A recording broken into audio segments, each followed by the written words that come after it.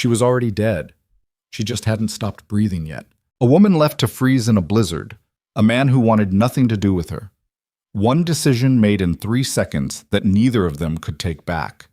What happened next in that mountain cabin would crack open two people who swore they were better off alone, and shake an entire frontier to its foundation. If you've ever been written off, left behind, or told you weren't worth saving, this story is for you. Drop your city in the comments right now. I want to see how far this story travels. Hit like. Stay until the end. Let's go. The wind came down off the mountain like it meant to kill something. It wasn't the kind of wind that inconvenienced people or rattled loose shutters and moved on. This was the Iron Peak kind, the kind that the old-timers in the valley talked about in the same flat voice they used for avalanches and mine collapses. The kind that arrived without ceremony and left behind whatever it wanted to. Frozen livestock, split timber, men who had simply stopped in the wrong place at the wrong time and never started again. Thorn Maddox had lived on this mountain for 11 years. He knew that wind the same way he knew the weight of his own boots. Not by thinking about it, but by feel.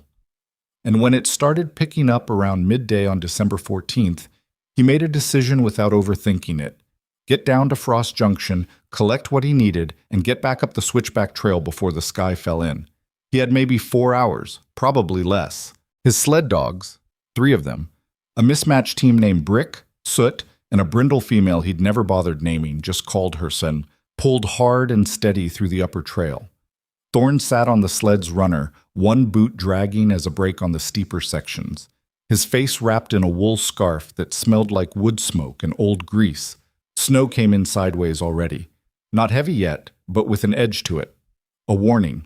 Frost Junction came into view around the last switchback, and the sight of it made something cold settle in Thorn's chest that had nothing to do with temperature. The place was dying. It hadn't always been this way. 10 years ago, Frost Junction had been a working settlement, 40, 50 souls at its peak, built up around the mining operation on the southern ridge and the rail line that came through twice a week. There had been a general store, a feed barn, a boarding house that also served as a saloon on Saturday nights. There had been children. Thorn had watched it all from a distance, the way he watched most human things, with a kind of detached, arm-length interest that never quite invited itself closer. But the Southern Ridge mine had played out, then partially collapsed. The rail company had rerouted. People followed the money the way people always did, and Frost Junction had gone from a settlement to a village to something smaller than a village. Maybe 8 permanent residents now, clinging to the place out of stubbornness or poverty, or both. Old Harlan Greer still ran the general store, though he kept fewer and fewer goods on the shelves each season. The Buford brothers trapped the lower runs. A widow named Sutter lived in the biggest house near the old depot and rented 2 of her rooms to nobody in particular. Thorn didn't socialize when he came down. He wasn't rude about it. He nodded to people, answered when asked a direct question, paid for his goods in coin without haggling. But he didn't linger. He didn't accept invitations to sit by someone's fire and talk about the weather or the price of pelts or whatever else people talked about when they gathered together in small rooms. He had learned, through a decade of deliberate practice, how to be in a place without quite being part of it. He tied the dogs to the hitching post outside Greer's store, checked the sky, darker than it should be, the clouds moving fast and low, and pushed through the door. Greer looked up from behind the counter. He was somewhere between 60 and ancient, with a face like dried leather and eyes that were still sharp and a little suspicious of everything, which Thorn had always privately respected. "Storm's coming in quick," Greer said by way of greeting. "I know it." Thorn pulled out his list, written on the back of a flour sack scrap, and set it on the counter. "What do you have?" They went through it. Salt, 3 pounds. Greer had it. Flour, 10 pounds. He had 8. Lamp oil, 2 tins. One available, the other on order that was now 2 weeks late and probably wasn't coming before spring. Thorn took the one. He added a paper of needles, a block of hard soap, and on an impulse he didn't particularly examine, a small tin of tobacco that he rarely smoked but kept around the way some men kept a bottle. For the nights that stretched long and the silence got a particular quality to it. He was loading the last of it into the sled bags when he heard it. Not a sound exactly, more like the absence of something, a shape that didn't belong in the corner of his vision. He stopped, looked, The old train depot sat at the far end of what had passed for Frost Junction's main street, a long, low building of dark timber with a platform extending along one side. Empty for 3 years now. The windows were boarded, the platform weathered gray, the tracks half buried in drifted snow that nobody bothered to clear anymore. Someone was lying against the far end of the platform. Thorne's first thought, the fast practical thought that came before anything else, was that one of the Buford brothers had gotten drunk and fallen asleep in exactly the wrong place. It had happened before, but even as he thought it, he knew the shape was wrong.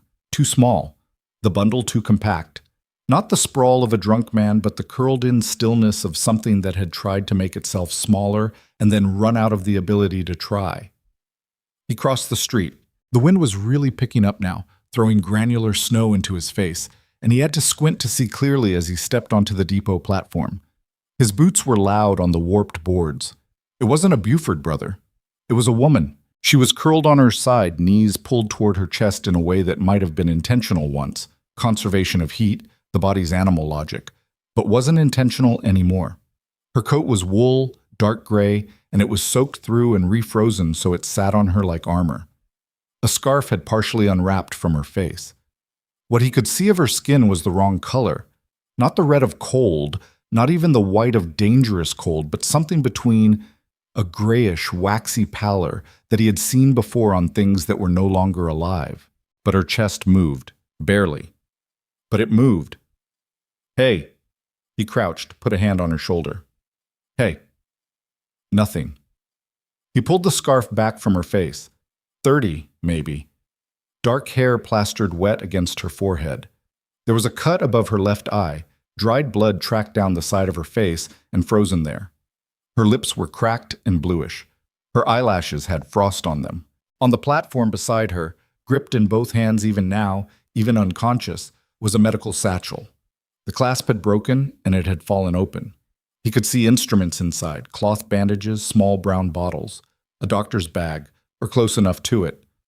Thorne rocked back on his heels and looked at the sky. The storm was maybe 2 hours out now. Maybe less. The light had gone that particular flat gray that meant the real snow was coming, not the spitting advance guard he was already getting hit by. He looked back down the street. Greer's store. The widow Sutter's house. He could bring her inside somewhere, leave her with people, get himself up the mountain before the trail became impassable. That was the sensible thing. He looked at the woman again. The cut on her head. The way her hands were still locked around the medical bag, even unconscious, knuckles paler than pale. Wherever she had come from, whatever had happened to her, she hadn't ended up here by accident. She had been left here. He was certain of it, the same way he was certain of the storm coming. Not because he could prove it, but because he'd been on this mountain long enough to recognize when something had been deliberately discarded. The sensible thing pulled at him for about 3 more seconds. Then he straightened up, went back to the sled, and began rearranging the supply bags. He didn't bring her inside Greer's store. He thought about it and then didn't. Greer was old and alone. The widow Sutter's house was warm, but Sutter was a woman in her 60s with a bad hip who couldn't lift much and would have real trouble managing someone this sick if things went sideways. And things could go sideways very fast with cold injury. He knew that from experience he didn't enjoy remembering. There was no doctor within 40 miles of Frost Junction, and in a blizzard, 40 miles was infinity. He had a cabin. He had a fireplace that could heat a room to baking if he fed it right. He knew more about treating cold injury than he'd ever wanted to know. He worked quickly. He got his hands under her coat. She was heavier than she looked, dense with wet wool and the dead weight of unconsciousness. And he lifted her as carefully as he could manage and carried her to the sled. The medical bag he tucked in beside her. He packed the remaining supplies around and over her for what small windbreak it would provide, untied the dogs, and looked at the sky one more time. He figured if he pushed the dogs hard, he had about 90 minutes before the storm closed the trail behind him. "Go," he told the dogs. They went. But the trail up to Thorne's cabin was not a trail in any conventional sense. It was more an understanding between him and the mountain. A series of decisions he had made over years about where to place his feet and where not to, which slopes were stable and which would betray you, where to follow the tree line and where to cut across open ground. He could have walked it blind. In the dark. In moderate snowfall, he had. What was coming wasn't moderate. He made it in 70 minutes, by his reckoning, and by the last quarter mile the wind was a physical thing pushing back against the dogs, and the snow was coming in so thick that he could barely see the tree line. The dogs knew the way better than they needed to see it. Brick, in particular, the lad dog, had a compass for this trail that Thorne had come to trust completely. They came up the final rise and through the tree break, and the cabin materialized out of the white like a dark thought, solid and real and almost beautiful for being what it was. He got the woman inside first. The cabin was cold. He'd banked the fire before he left, and it had died down to coals. He carried her to the bunk along the far wall, laid her down on the rough wool blanket, and went straight to the fireplace. Kindling, small logs. He didn't waste time or thought on it. His hands knew what to do. The fire caught, and he built it up fast, not gradually the way he normally would, until the fireplace was roaring with a heat that pushed back against the walls. Then he turned to look at her properly for the first time. In the cabin's dim light, he got a lantern going while the fire worked. She looked worse than she had on the depot platform. Her color was wrong all over. He pulled off his gloves and felt for her pulse at her throat. It was there. Slow and thin, but there. Her breathing was shallow and irregular. Frostbite. Definitely her feet. Her boots, when he pulled at them, were frozen solid. He set them near the fire, but not close. He knew better than to apply direct heat to frozen tissue. It caused more damage than the cold. Her hands were bad too. The fingers had gone white and waxy. The cut on her head was old enough that the bleeding had stopped, but it needed cleaning. He had to get the wet clothes off her. He was not a man who made a production of things. He got the frozen coat off first. It took both hands and real effort. The wool had stiffened like board. He worked fast and matter-of-factly, the way he would have worked on an injured dog or a man he was trying to keep alive in the field. Underneath the coat, she was wearing a wool skirt, a practical thick-weave blouse, and what appeared to be 2 more layers beneath that, which told him she'd known something was coming and dressed accordingly. The layers had helped. Her core was cold, but not as catastrophically cold as her extremities. He got her into dry wool, his wool, a shirt 3 sizes too large and a spare pair of trousers that he had to fold up at the ankle, and then loaded her under every blanket he owned, which was 3. He put hot water in a cloth-wrapped jar and tucked it against her, not touching her skin directly. Then he sat on the stool beside the bunk and watched her breathe. The storm hit the cabin fully about 20 minutes after he'd gotten her inside. He could hear it, the wind against the log walls, the groan of the roof timbers, the particular silence underneath the noise that meant the world outside had been erased. Nowhere to go. Nobody coming. He fed the fire. She breathed. Oh, she came back in pieces.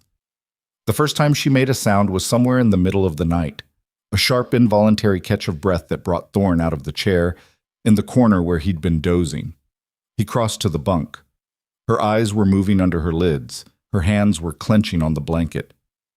"Take it easy," he said, which was a thing he'd said to injured animals and made sense enough to say here. She made a sound that might have been a word and wasn't. Her feet were thawing. That was what was happening. He'd seen it before, and it was not pleasant. The return of circulation to severely cold tissue was brutally painful, more painful, some said, than the cold itself. There wasn't much he could do except keep the warming gradual and careful and hope the damage wasn't permanent. She slipped back under. He went back to the chair. The second time she surfaced, hours later, it was with more intention. Her eyes opened. Dark eyes, he noted, brown or very dark green, hard to tell in firelight, and they moved around the room with the careful, deliberate movement of a person who knows they've woken somewhere unexpected and is trying to determine the threat level before they do anything else. Thorne respected that instinct. He stayed where he was, in the chair, and let her look. "You're in a cabin," he said. "You're not dead. Try not to move your feet yet." Her eyes found him. They were sharper than he'd expected, given everything. "Where—" Her voice came out as a scrape. She tried again. "Where is this?" "Mountain, about 3 miles above Frost Junction. My place." A pause. She was processing. "I was at the depot," she said. "You were dying at the depot. There's a difference." Her jaw tightened slightly. He filed that away. She didn't like being told what her situation was. Noted. The bag, she said. My medical bag. Right there. He nodded to the corner where he'd set it. I didn't touch anything in it. Something in her face relaxed, just fractionally. She looked at the ceiling for a moment. He watched her take stock. Her expression shifted through things he didn't try to interpret, settling finally into something careful and contained. Who are you? She asked. Thorn Maddox. I trap the upper runs. I come down for supplies a couple times a winter. Thorn, she repeated, like she was recording it. And you're Eleanor Voss. She said it with a kind of flatness that suggested the name came with weight she was used to carrying. I'm a nurse. She stopped. I came up on the eastbound rail 4 days ago. 4 days. He thought about that. 4 days was a long time to have been out in this without adequate shelter, even in the depot's partial cover. Someone left you there, he said. It wasn't a question. She looked at him. Her expression didn't flinch, which he noted. Yes, she said simply. He waited. She didn't elaborate. Your feet took cold damage, he said. I've been keeping the warming slow. Your hands are better. The layers you were wearing helped. He paused. There's also a cut on your head. Her hand moved toward her temple, then stopped when the movement pulled at something painful. I fell, she said. Then, with a slight edge, or was pushed. I'm not entirely certain which. Thorn looked at her steadily and said nothing to that. She held his gaze without blinking. Can you drink? He asked. Yes. He got up and heated water. He had a small amount of dried willow bark that he used for his own injuries when needed, ground it into the water and added a little salt and what honey he had left in a crock. Not medicine exactly, useful nonetheless. She tried to sit up to drink it and made a sound she clearly would have preferred not to make. He steadied the cup, let her drink at her own pace. She finished most of it.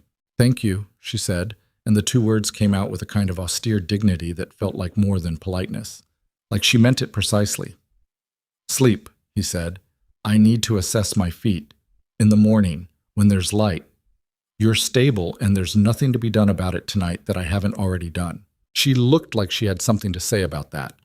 Then she looked at the fireplace, at the wall of snow visible through the single high window, at the lantern on the shelf, and something practical won out over whatever else was happening behind her eyes. In the morning, she agreed. She was worse the next day before she was better. Thorn had expected this. The infection set in fast. The cut on her head had been sitting open and dirty longer than was wise, and her feet, as the damage became fully apparent in daylight, were angrier than he'd hoped. Not the worst he'd seen, not black, not gangrenous, not beyond recovery, but blistered and swollen and inflamed in a way that made her breath hiss sharply when she pulled back the blanket to look at them. All right, she said, to herself more than to him. Her jaw was set hard. All right.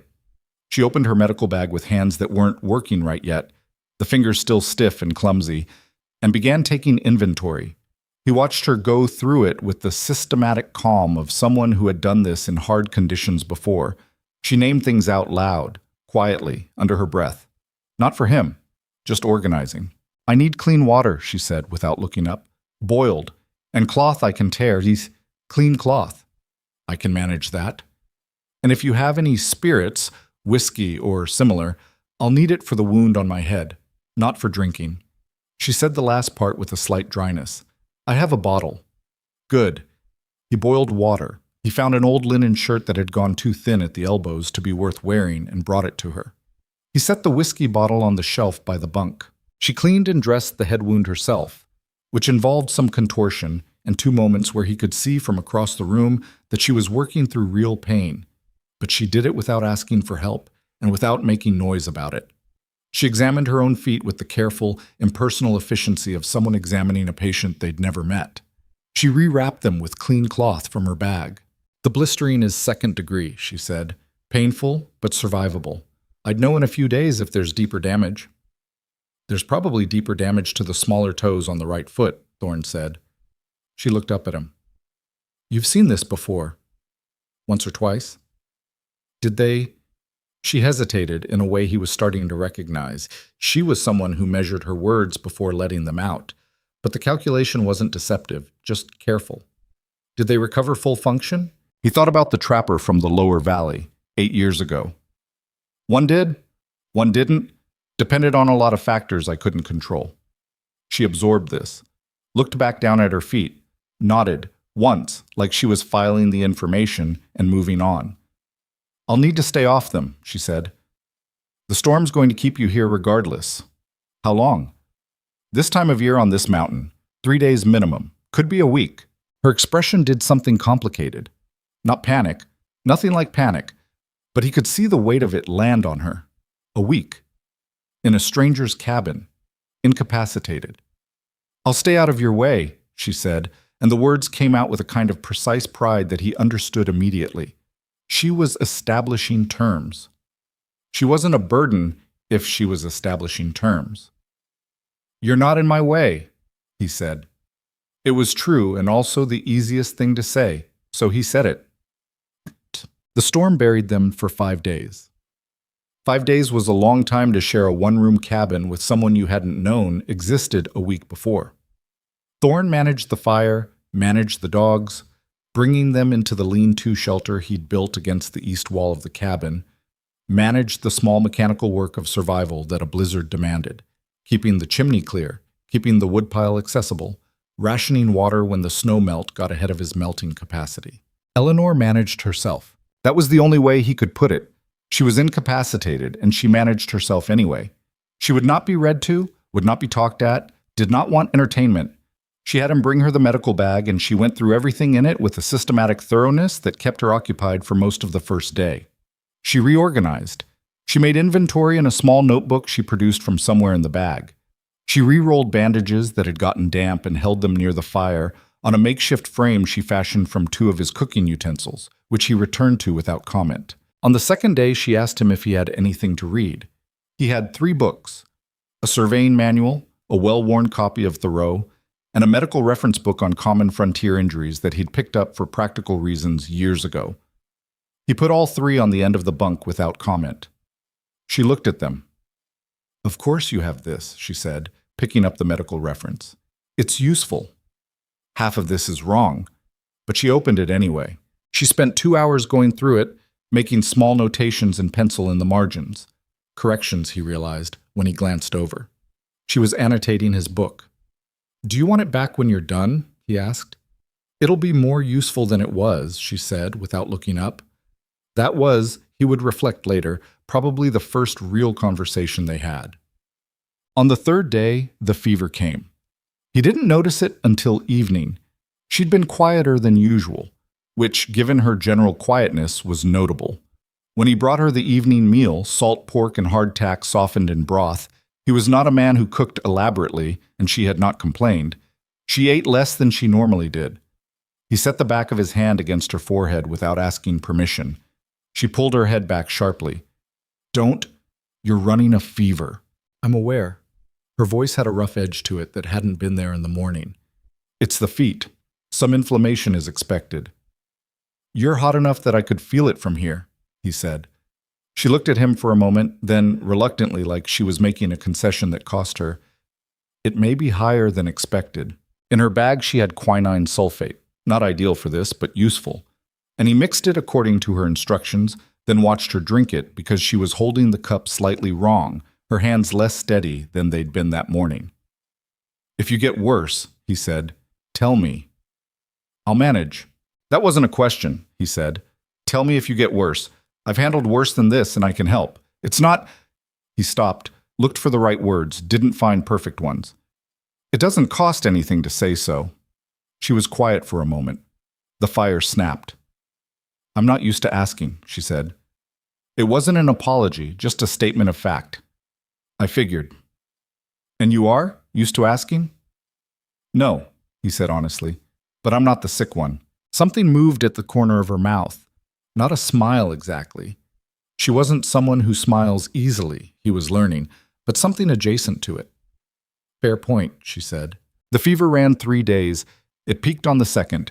He sat up most of that night, keeping the fire steady, watching her breathe through the delirium he'd been afraid was coming.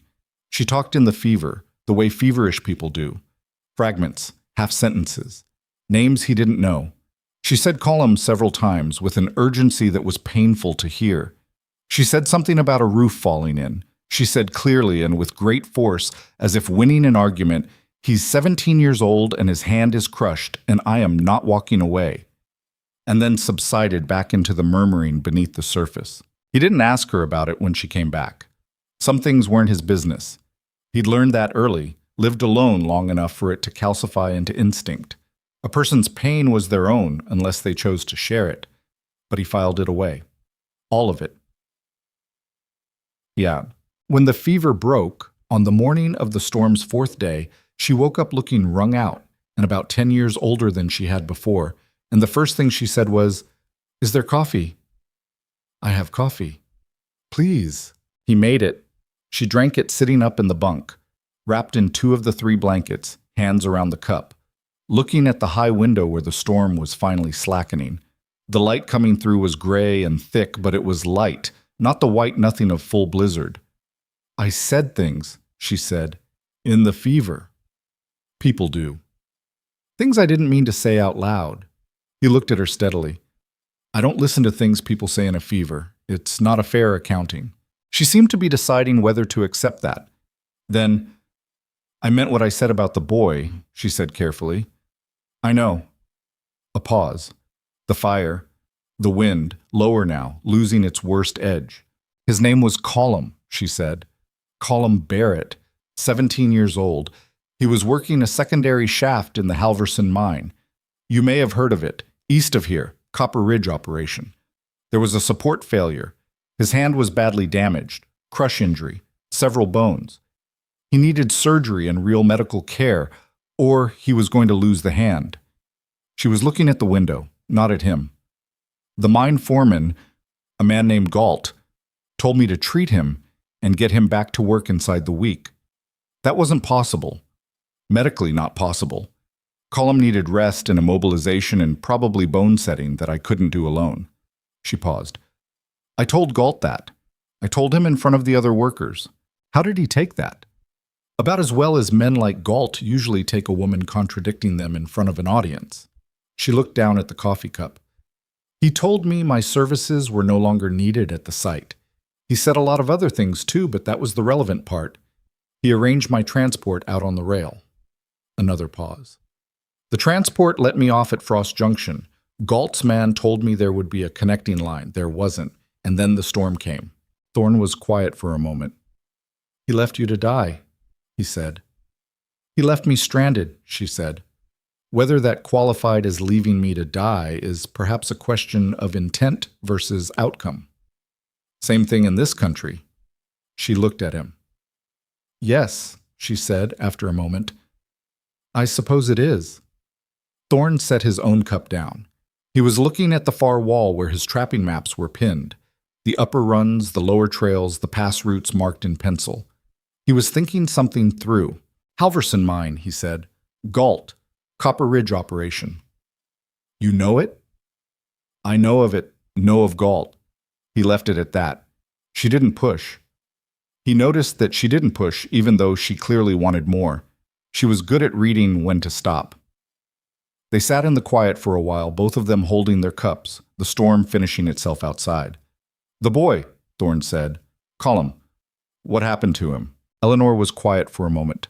When she spoke, her voice was level, but something underneath it was not. "I don't know," she said. "I got on the rail and then I was here. I haven't been able to—" She stopped. "I don't know." He looked at her then, looked at her properly. In the gray morning light coming through the high window, with the coffee steam between them and the fire going low and the storm finally dying outside. She was looking at the wall with an expression that she probably didn't know she was wearing. That particular flatness of a person who is very afraid of an answer they might receive and has decided to defer receiving it for as long as possible. "We'll find out," he said. "When the trail opens." She looked at him. "I have ways of getting information," he said, which was true. He knew the network of trappers and trading posts and seasonal travelers that functioned on this mountain as something like a telegraph.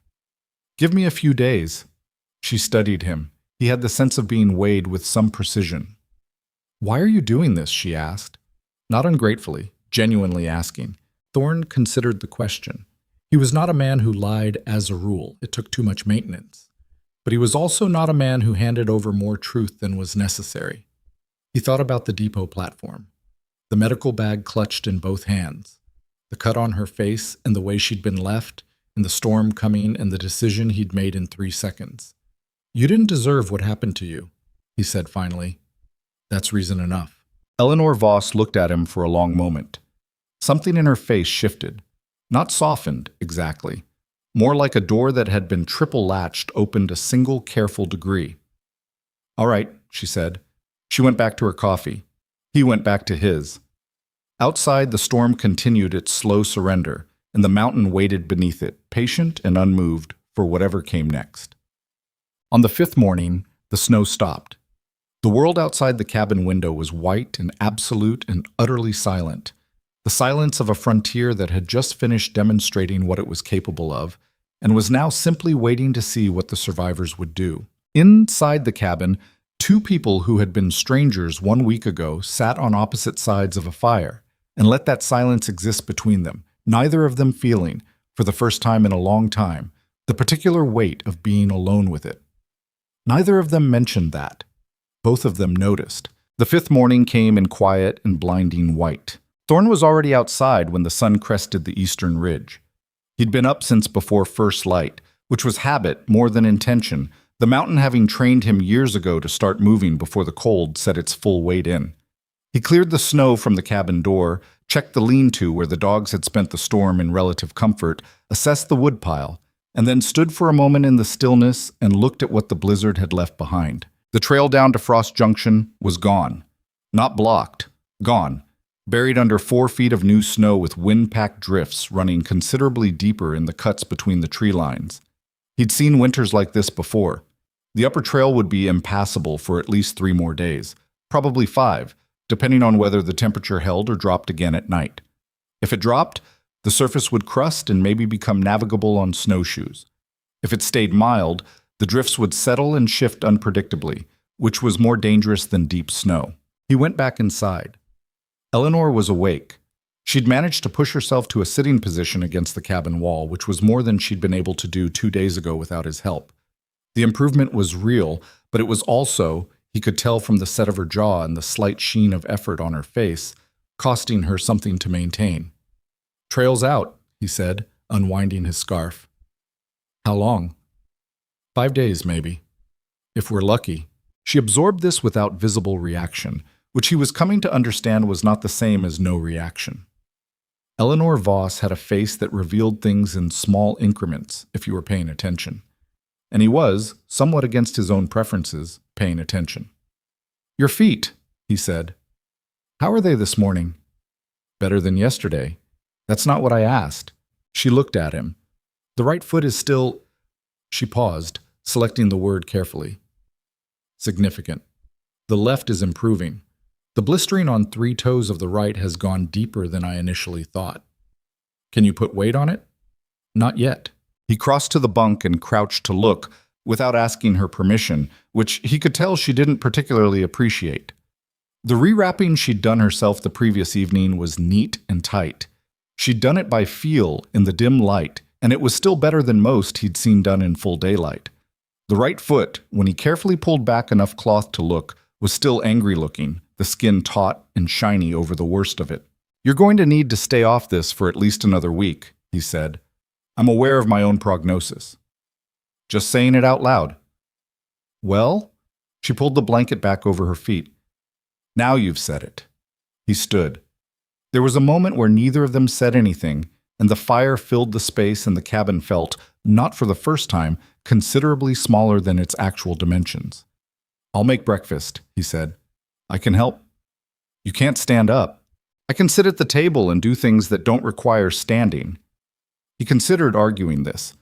Then he looked at her expression and decided it wasn't a fight worth having. He brought the table closer to the bunk. It scraped loud on the floorboards, and set the supplies where she could reach them. She shelled dried corn for the mash without comment, working steadily, hands still not entirely cooperative but managing. They ate in the careful silence of 2 people who haven't yet established the rules of sharing a space. It was Eleanor who broke it. not with anything weighty, but with a practical question that surprised him slightly. How long have you been on this mountain? 11 years? Alone that whole time? More or less. She was quiet for a moment, eating. Then, what did you do before? He looked at her across the small table. People didn't usually ask him that. The few people he interacted with in Frost Junction had long since stopped asking, and the people from before, the people who would have known the before, were either gone or far enough away that the question never came up. Other things, he said. She held his gaze. That's not an answer. No, he agreed. It's not. She seemed to decide something and went back to eating. He had the sense that she was filing the non-answer alongside other things she'd filed, organizing him the same way she'd organized the medical bag. Cataloging. Not pushing, but not forgetting either. He found himself unexpectedly almost wanting to answer her properly. He didn't. But the almost was something he noticed. The day settled into a rhythm that was uncomfortable at first and then less so. Thorne had things to do that kept him moving. Firewood, the dogs, the slow maintenance of a cabin that had just been through a serious storm. There were roof timbers to check, a window seam that had let in wind and now needed repacking with moss and clay he kept for the purpose. He brought snow in to melt for water, a slow and repetitive process, and kept the fire at the right level, which required constant small adjustments he made without thinking. Eleanor, unable to move freely, remade what she could within reach. She organized her medical bag a second time, more thoroughly than the first, he noticed, which suggested the first time had been shock management, and this was the real accounting. She asked him for the annotated medical reference book and spent 2 hours with it, not reading so much as arguing with it silently. He could tell by the way her expression shifted when she found something she disagreed with. She asked for paper and wrote things. He didn't ask what. In a small, precise hand. By mid-afternoon, the cabin had reached a kind of equilibrium that wasn't exactly comfortable but wasn't hostile either. He brought her tea. She said thank you. He checked the window he'd resealed. She told him, without being asked, that the seal on the lower left corner was still letting in cold because she could feel it from the bunk. He checked it, found she was right, repacked it. Good eye, he said. I've been staring at that wall for 5 days, she said. I noticed things. What else have you noticed? She looked at him with an expression that was, for Eleanor Voss, fairly readable. She hadn't expected him to invite the list. The south-facing wall is better insulated than the north, she said. You built this yourself? Most of it. The north wall logs are a different species than the others. Replaced later? Storm brought a tree down on that side 7 years ago. The replacement wood is younger. It'll need attention in another few winters. The chinking is already starting to crack in the upper sections. She said this as simple observation, no criticism in it. Thorne looked at the north wall.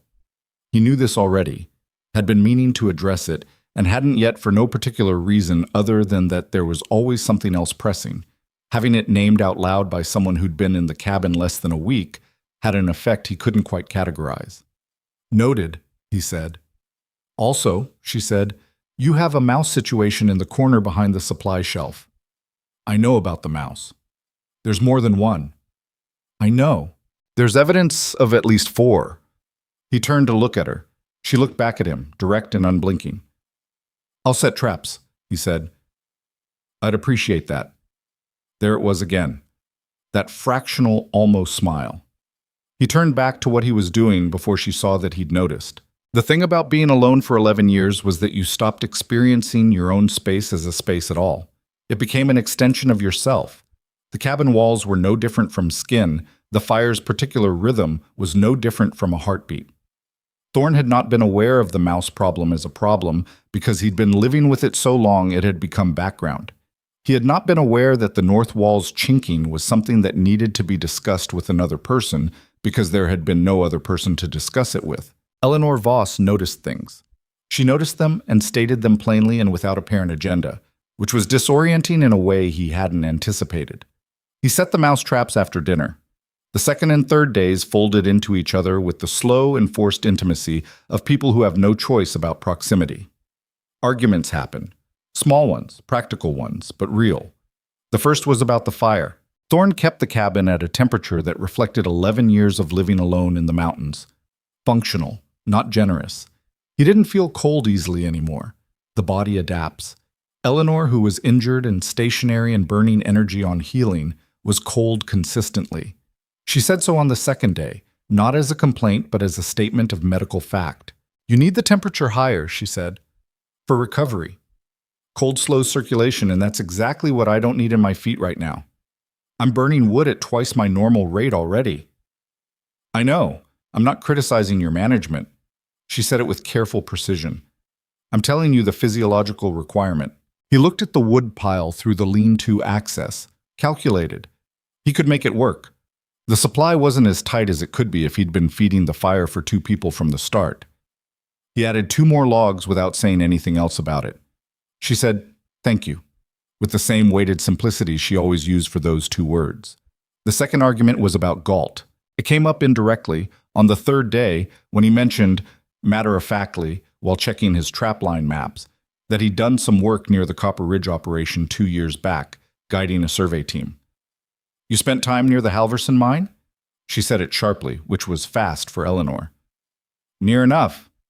I know the terrain." "Then you know what it is." She wasn't asking. "I know it's a copper operation that runs hard and pays as little as it can get away with. Galt's been foreman there 4 years. Before him there was a man named Trent, who was worse." He set the map down. "It's not an unusual story up here. An unusual story." Her voice had taken on a flatness he hadn't heard from her before. Not angry exactly, but compressed, pressurized. A 17-year-old boy with 4 crushed bones in his hand being told to get back to work in a week. His mother came to the site while I was there. She rode 6 hours on a mule to come see him. She brought food in a cloth because she thought, she'd been told, it was a minor injury. She stopped. I had to be the one to tell her what minor meant to Galt. Thorne was quiet. "I know it's not unusual," she said. "That's exactly the problem. What were you doing at the site to begin with?" Halverson's operation contracts a regional medical arrangement, 1 visit per month from a traveling nurse or physician to satisfy the territory's labor oversight requirements, which are minimal, but at least they exist on paper. She said the last with a bitterness that was brief and controlled. "I've been making that circuit for 2 years. Copper Ridge, 2 other mining operations, a logging camp above the North Fork, once a month. It's not enough. It has never been enough. But it's what there is." He looked at her across the cabin. She was looking at her hands, the hands that were still not quite back to what they'd been, the fingers that didn't close all the way yet without stiffness. "The boy," he said. "Call him." "Yes, if he's alive and if his hand is being managed even imperfectly, he has reasonable odds." He said it as straightforwardly as he could, because sugar-coating medical reality was something he didn't do, and he sensed Eleanor wouldn't want from him anyway. The cold will have kept infection down. If someone set the bones at least partially, no one at that site has the training to set bones. Then he's healing crooked, which is painful but not fatal.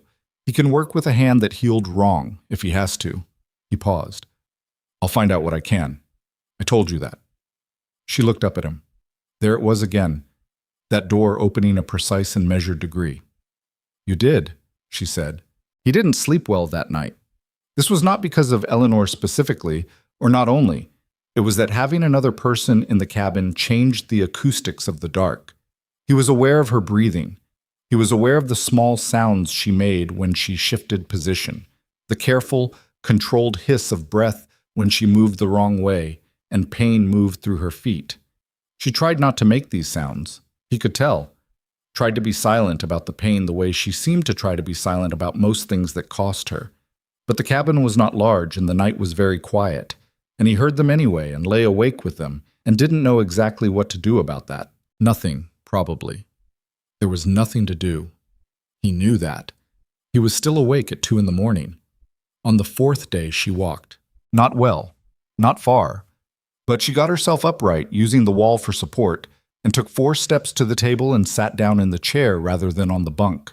He watched this without commenting on it.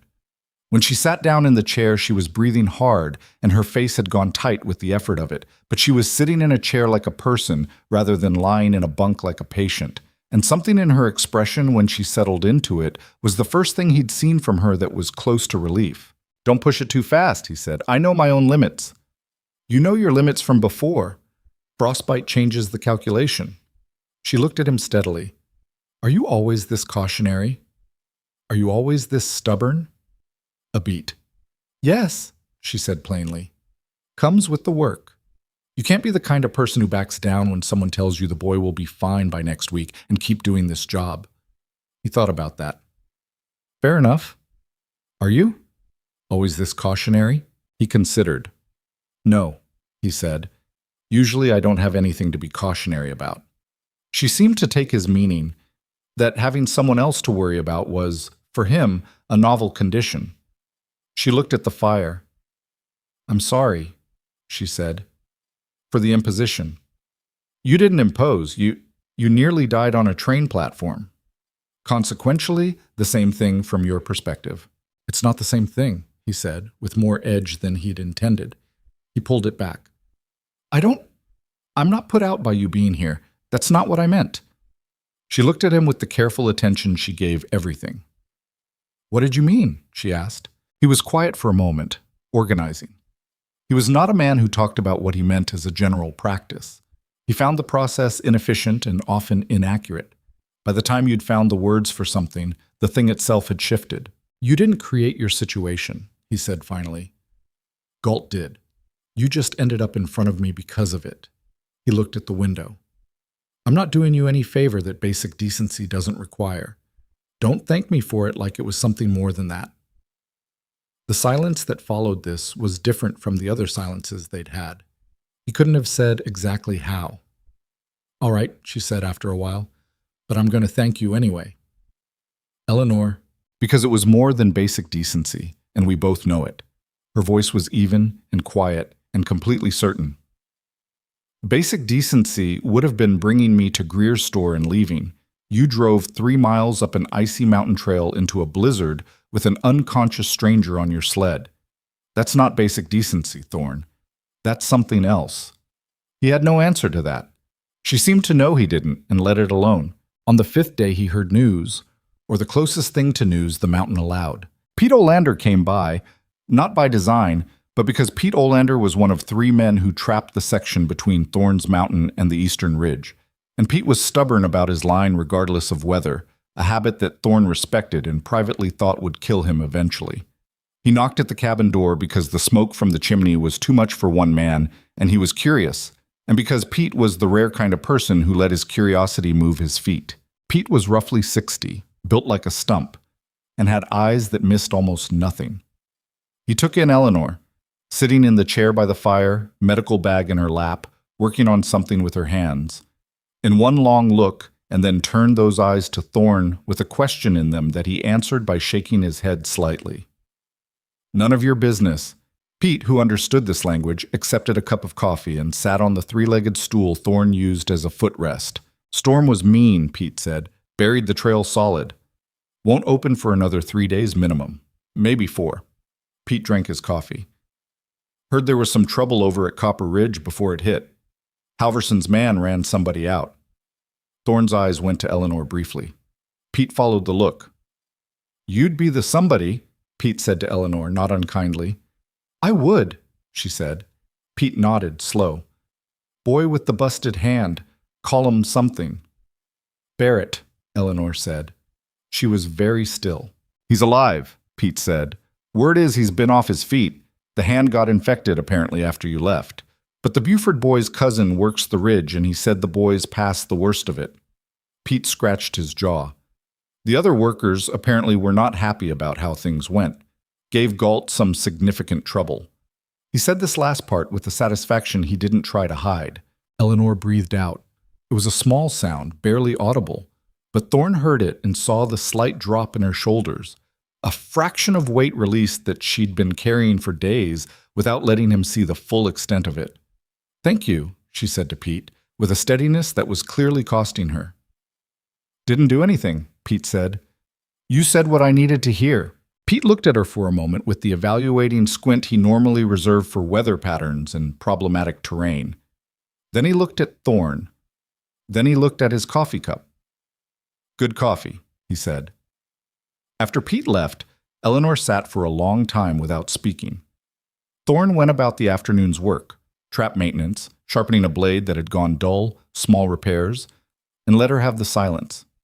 It was almost dark when she said, "Galt is going to do this again." "Probably," he said, without turning from what he was working on. "To someone else. Another boy, or a woman, or whoever stands between him and what he considers efficient operation." Her voice was flat. "He won't stop because it cost him a nurse. It cost him nothing. It'll keep happening." "Yes, that's—" She stopped. "Unacceptable," he offered. "I was going to say inevitable, but unacceptable is the correct word." A pause. "I've been thinking about Copper Ridge, about the settlement up there. Not the mine site, but the workers' settlement, what there is of it. 40 or 50 men with families near the Eastern Cut. They have nothing. No medical care except the once-a-month arrangement that Galt can revoke any time he wants, because it runs through the mining company's contract." Thorne set down the blade and turned to look at her. She was looking at the fire, that particular focused expression she got when she was working something through. "A permanent clinic," she said quietly. "Not attached to the mine. Independent. Something that operates regardless of what Galt or Halverson wants or doesn't want. That's a large idea for someone who can't walk to the table without support yet." "I'm aware of the irony." She looked at him then. "But I'm not wrong about the need." He held her gaze. Outside, the temperature was dropping. He could feel it through the walls, the particular tightening that meant a cold night was settling in over the snow. The dogs shifted in the lean-to. The fire needed a log. He put the log on. "No," he said. "You're not wrong about the need." She seemed to be deciding whether to say the next thing. He waited. "I'll need help," she said, "to make it work up here. The terrain, the access, I don't know this mountain the way you do." She said it carefully, looking at him with that precise, measuring steadiness. "I'm not asking you for anything. She stopped again. "You're telling me what you're thinking," he said. "Yes." "All right." He went back to the blade. "I'm listening." The cabin settled around them. The fire burned. The cold pressed at the walls and didn't get through. And Eleanor Voss, who had nearly died on a train platform and spent a week fighting her way back from it in a stranger's cabin on an Iron Peak mountain, began, slowly and carefully, to talk about what she was thinking. Thorne Maddox, who had lived alone for 11 years and gotten very good at it, listened. Really listened. The kind he'd almost forgotten he knew how to do. Not waiting for his turn to speak, not planning his response, just taking in what she was saying and letting it sit next to everything else he knew about this mountain and this country, and what it did to people who tried to survive it without anyone watching their back. He didn't say much. He didn't need to. Outside, the temperature bottomed out, and the snow crusted over and the trail that would eventually take Eleanor Voss back down. The mountain waited, patient and frozen, for the thaw that was still days away. Inside the cabin, two people who had been strangers 1 week ago sat with a fire between them and found that the silence, when it came back, had changed its quality entirely. It was no longer the silence of two people tolerating proximity. It was the silence of two people thinking about the same thing. Neither of them mentioned that either, but both of them knew. The trail opened on the 9th day. Not fully. Nothing on Iron Peak opened fully in December. But enough. The temperature had dropped hard 2 nights running and put a crust on the snow that would hold weight if you were careful about it. Thorne went out at first light and walked the first quarter-mile of the switchback in snowshoes, testing the surface, reading the drifts. Manageable. Not easy, but manageable, which on this mountain amounted to the same thing as an invitation. He came back inside and said, "Trail's passable," and watched Eleanor's face. She was at the table. She'd been making it to the table on her own for 3 days now, a journey of 8 steps that she treated with the same grim focus she gave everything physical. She looked up from the notebook she was writing in. Something moved across her expression that she controlled before it fully arrived. "Good," she said. Just the one word. He didn't push on it. The truth was that Eleanor could not have made it down the trail yet. Her left foot had improved considerably. Weight-bearing, painful, but functional. Her right was a different story. The deeper damage he'd suspected in the smaller toes had declared itself over the past week. 2 toes on the outside of the right foot had lost sensation that hadn't come back, and when she walked with a compensation that she tried to conceal and didn't entirely succeed at. Getting down a steep, icy switchback in snowshoes was not something she could do.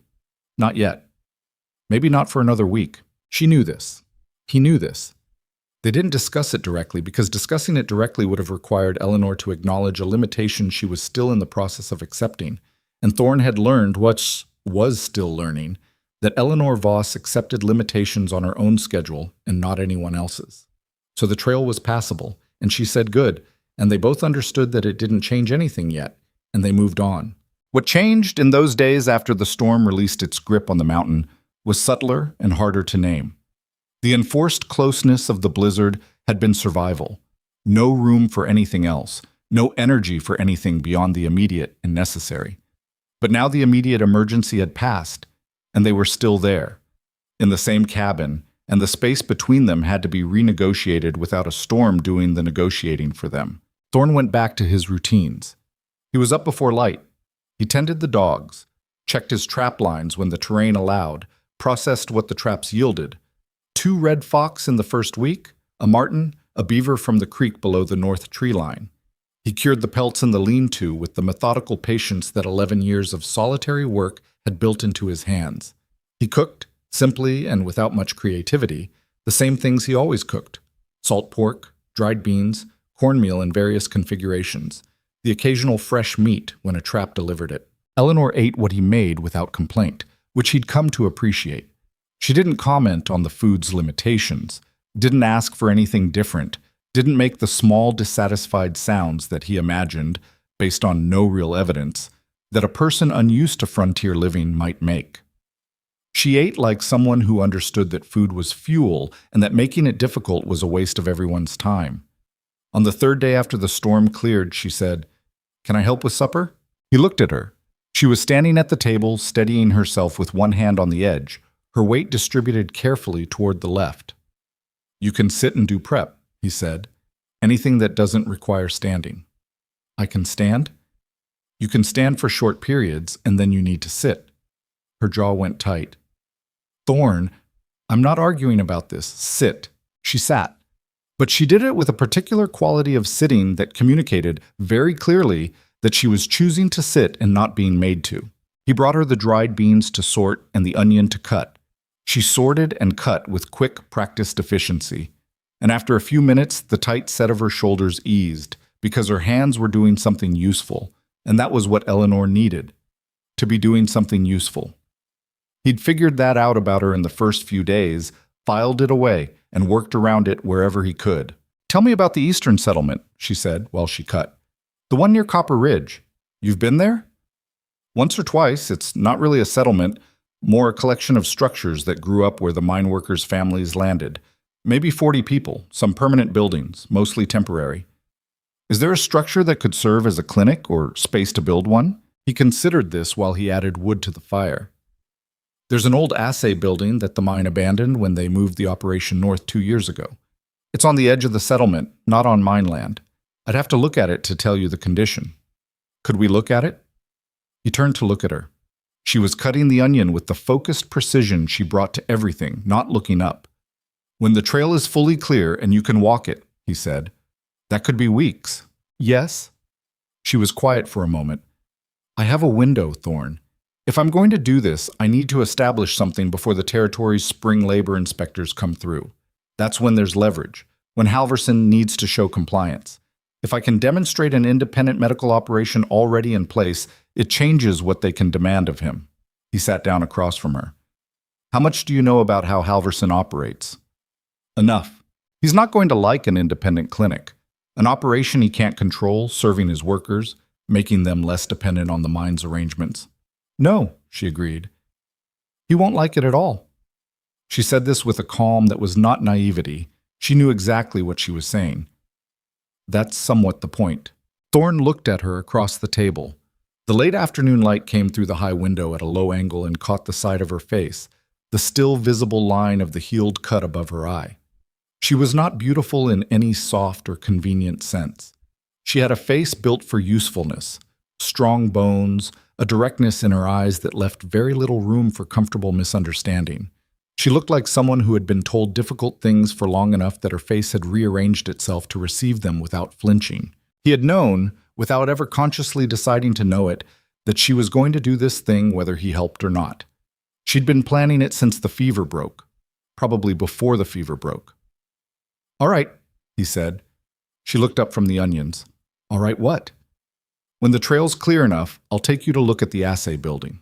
She held his gaze for a moment, and he saw in her expression the thing he was coming to recognize. The brief, visible acknowledgement of something that mattered, before she put it away and moved on. "Thank you," she said. "Stop thanking me for things." "I'll stop when you stop doing things worth thanking you for." He had no answer to that either. He seemed to be running out of answers to Eleanor at a rate that should have concerned him more than it did. The walking started in earnest on the 11th day. Not outside. The terrain was still too unpredictable for that, and her right foot, while improving, was not ready for uneven frozen ground. But inside the cabin, Eleanor set herself a course, from the bunk to the door to the table to the window back to the bunk. 20 steps in a circuit.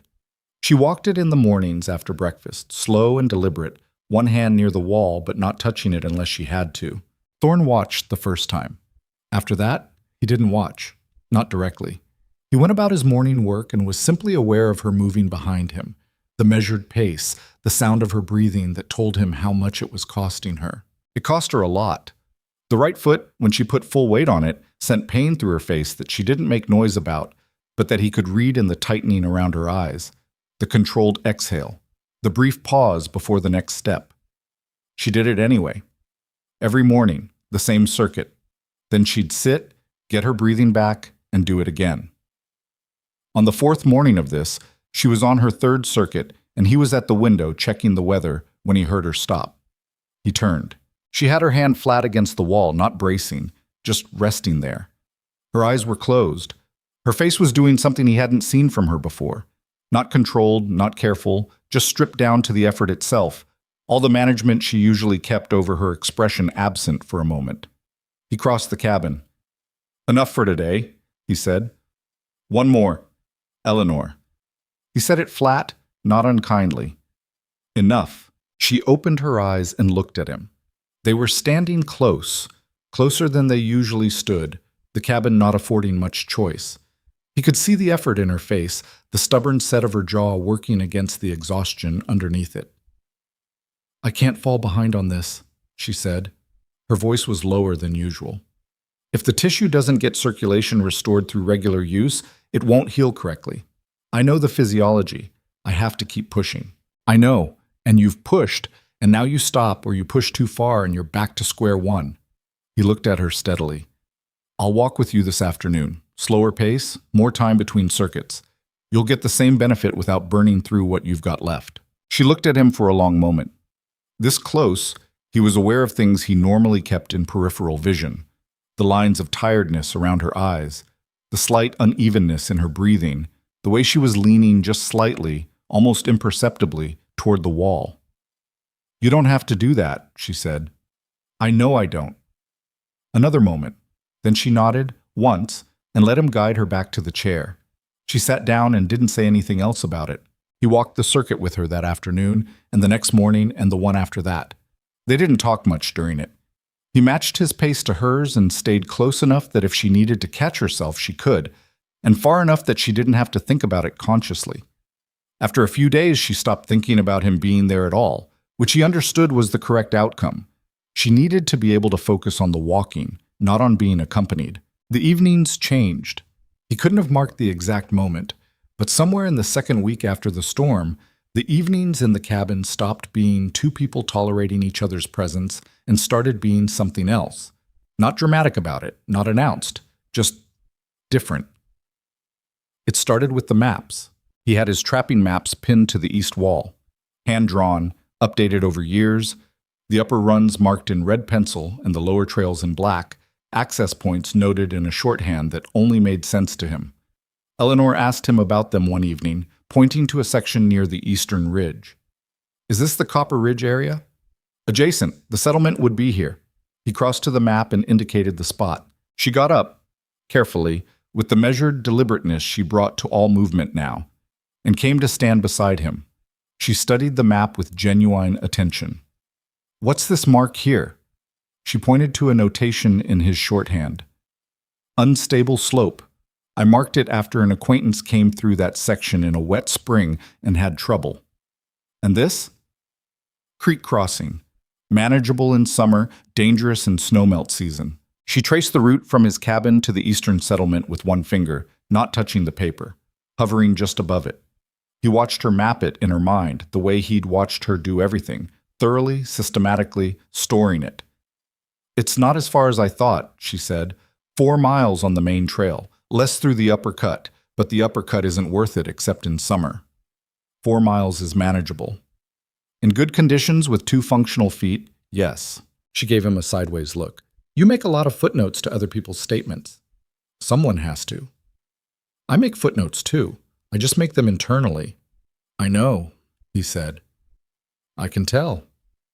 She looked at him with a slight surprise that she covered quickly. He went back to his chair. After that, the evenings often included the maps. She would ask questions, not naively, not from ignorance of the terrain, but from a specific kind of practical curiosity that he recognized because he'd had it himself when he first came to the mountain.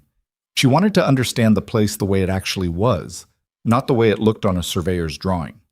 He answered her questions and sometimes asked his own, about the medical arrangements in the territory, about what an independent clinic actually required to operate, about the labor oversight structure she'd mentioned and how it worked in practice. He learned things he hadn't known he wanted to know.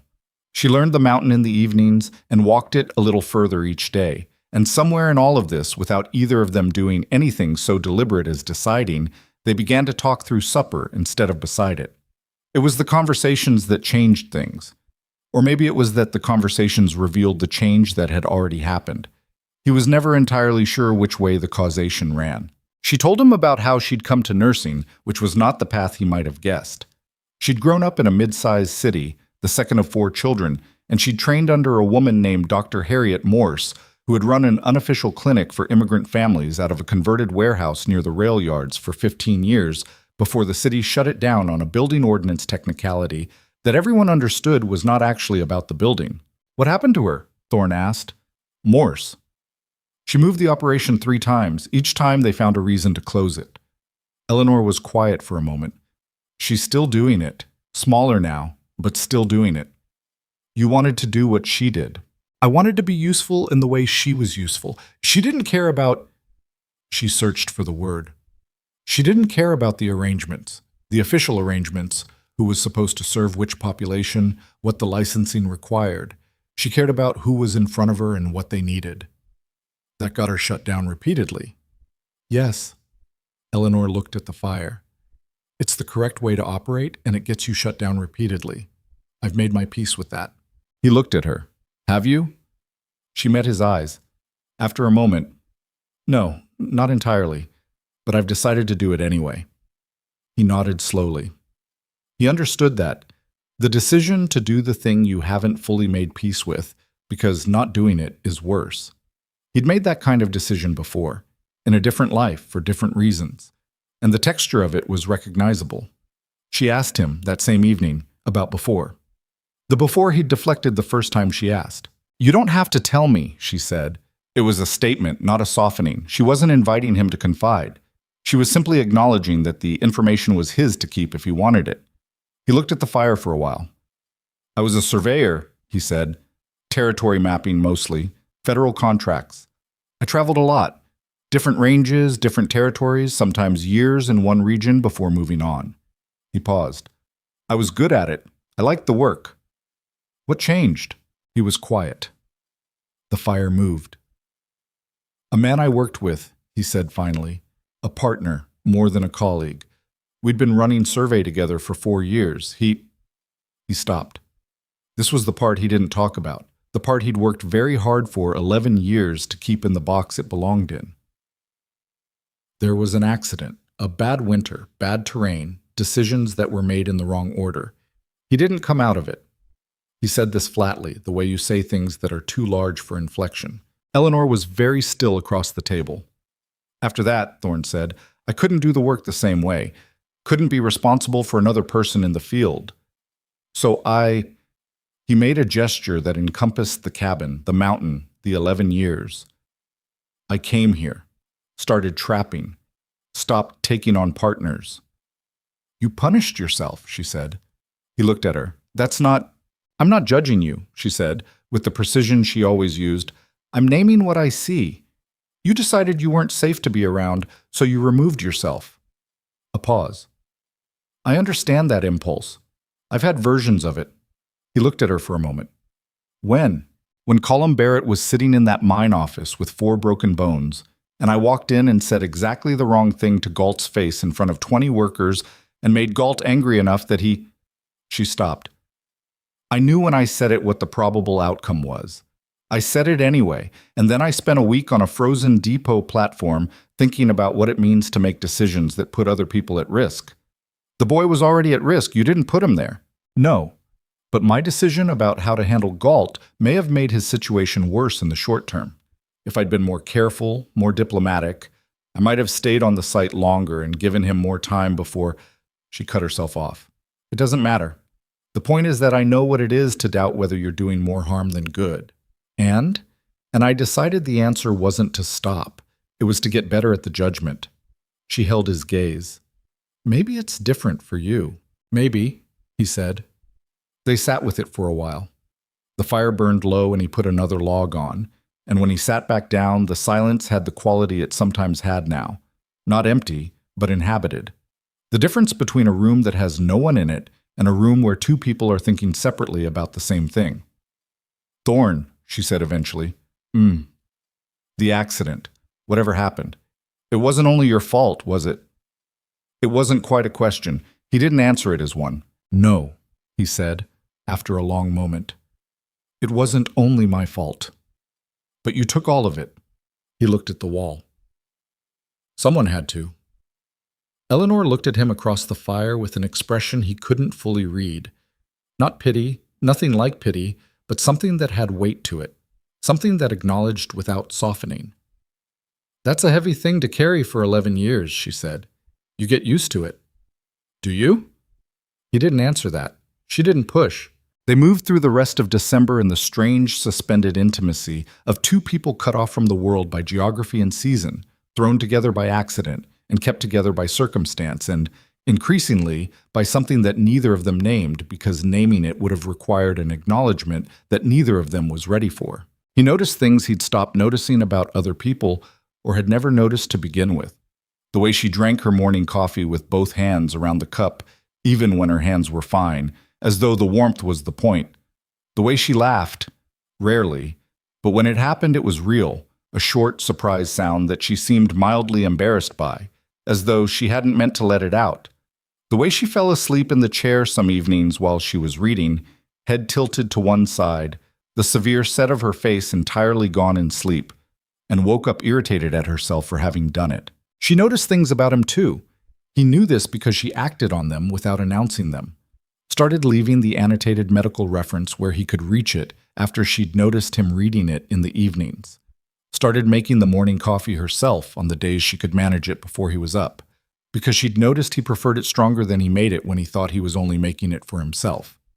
Started on cold nights when the fire needed banking, leaving a small supply of kindling near the chair he favored rather than in its usual place by the fireplace. Small things, entirely practical. They both understood them as practical. On the last day of December, Eleanor walked outside for the first time. He didn't help her. She hadn't asked, and he'd learned not to offer when she was working up to something. He heard her at the door, the particular sequence of sounds that meant she was putting on the coat he'd found for her in the storage chest. Too large, men's wool, but solid, and the boots that he'd packed with extra cloth to accommodate the wrapping on her right foot. He stayed where he was and listened to the door open and close. She was outside for 12 minutes. He knew because he was aware of every one of them. Not worried, exactly, but present in the way he was present with anything that required his attention. When she came back in, her face was red from the cold and her eyes had a brightness to them that was different from the brightness of the cabin firelight. She sat down and pulled off the boot carefully, checked the foot, rewrapped one of the toes that had shifted. He watched her. "Well?" he said. "Well." She looked at him. "The world is still there. It generally is. The south-facing slope looks manageable," she said. Another week and I could probably make it to the lower tree line and back. Probably, he agreed. She put the boot back on, looked at the window. Outside, the last day of 1887 was blue and cold, and entirely indifferent to the fact that it was the last of anything, and the mountain stood over all of it the way it always had, patient and enormous, and neither cruel nor kind. "Happy New Year," Thorne said. It was the first time in 11 years he had said that to anyone. Eleanor looked at him. The corner of her mouth moved. "Happy New Year," she said.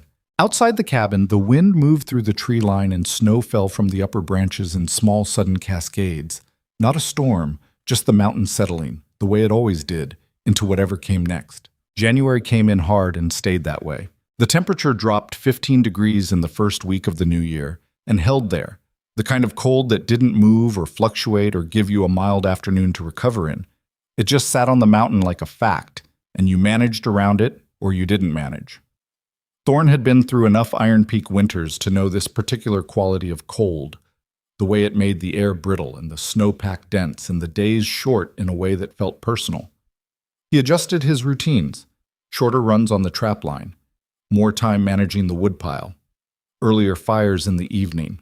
Eleanor walked every day. She'd moved her circuit outside by the second week of January, which was earlier than he thought prudent and exactly when he'd known she would do it. She started with the flat area immediately in front of the cabin, back and forth 20 passes, boots crunching on the packed surface, and then extended it day by day to the tree line and back, then to the first switchback turn and back, then down the beginning of the trail proper, picking her way carefully over the icy sections with a walking staff Thorne had cut from a deadfall ash and left leaning against the cabin door without comment. She used the staff without comment. He noted that and didn't say anything about it. The right foot had settled into what she called, with clinical plainness, a partial recovery. The sensation in the two outer toes was probably not coming back. She'd told him this one evening with a matter-of-factness that he suspected cost her more than she let on. She could walk on the foot, could manage uneven terrain with care, could do most of what she'd been able to do before. She would always feel the cold in it faster than normal. She would always have to manage it with extra care in winter. "People work with worse," she said when she told him. "They do," he agreed. "Don't make it into something." "I wasn't going to." She looked at him like she was checking, then nodded. He did make it into something privately. He thought about it more than was useful. The two toes that wouldn't come back, the depot platform, the 3 seconds of decision-making that had changed the degree of damage from what it was to what it could have been if he'd taken her to Greer's store instead.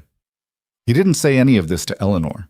She would have told him correctly that the accounting was pointless, but he kept the ledger in his head anyway, the way people do with things they can't change and can't entirely let go.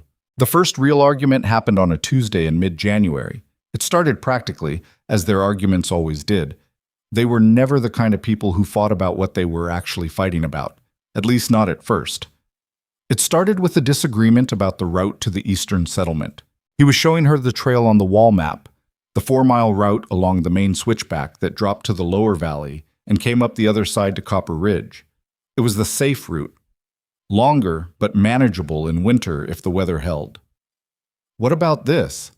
She pointed to the upper cut he'd mentioned weeks ago, a diagonal route across the eastern face that shaved 1.5 miles off the distance but required crossing an exposed ridge section. In January, no. You said it's unusable in winter, but you've used it in winter. He looked at her. Pete Olander told you that. Pete talks. You don't. She said this without reproach.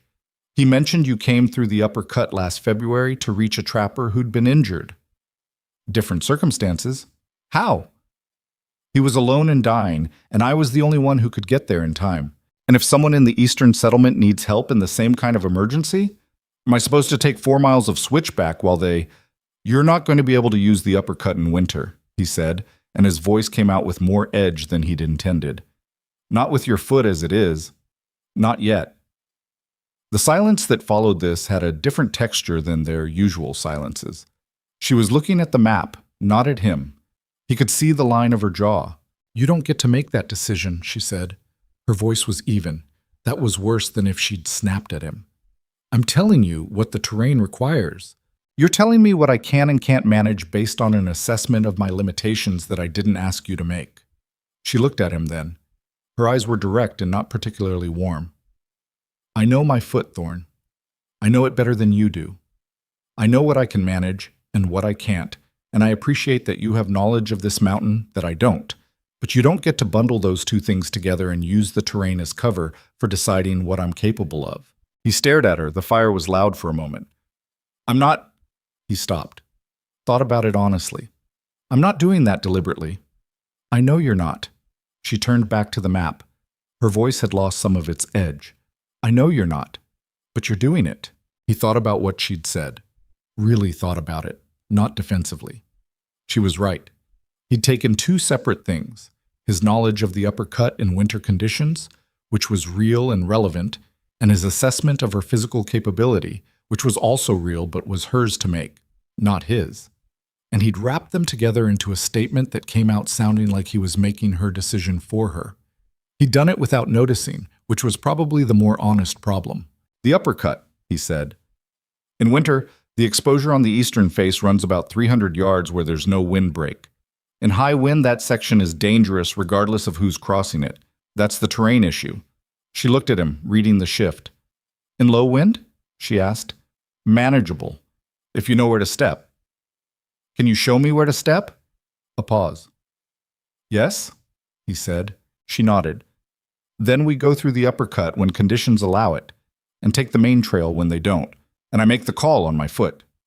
And I make the call on the wind, he said. Something settled between them. Not a peace treaty. More like a revised map of the territory, new boundaries drawn where the old ones had been wrong. Fine, she said. Fine, he said. They went back to planning. The planning itself had become a significant occupation of the January evenings. Eleanor's vision for the Eastern Settlement Clinic had grown more detailed and considerably more complicated in the weeks since she'd first outlined it to him, accumulating the way practical plans do when someone with a systematic mind has long hours and enforced stillness to develop them. She had filled most of her small notebook and asked him for paper, which he supplied.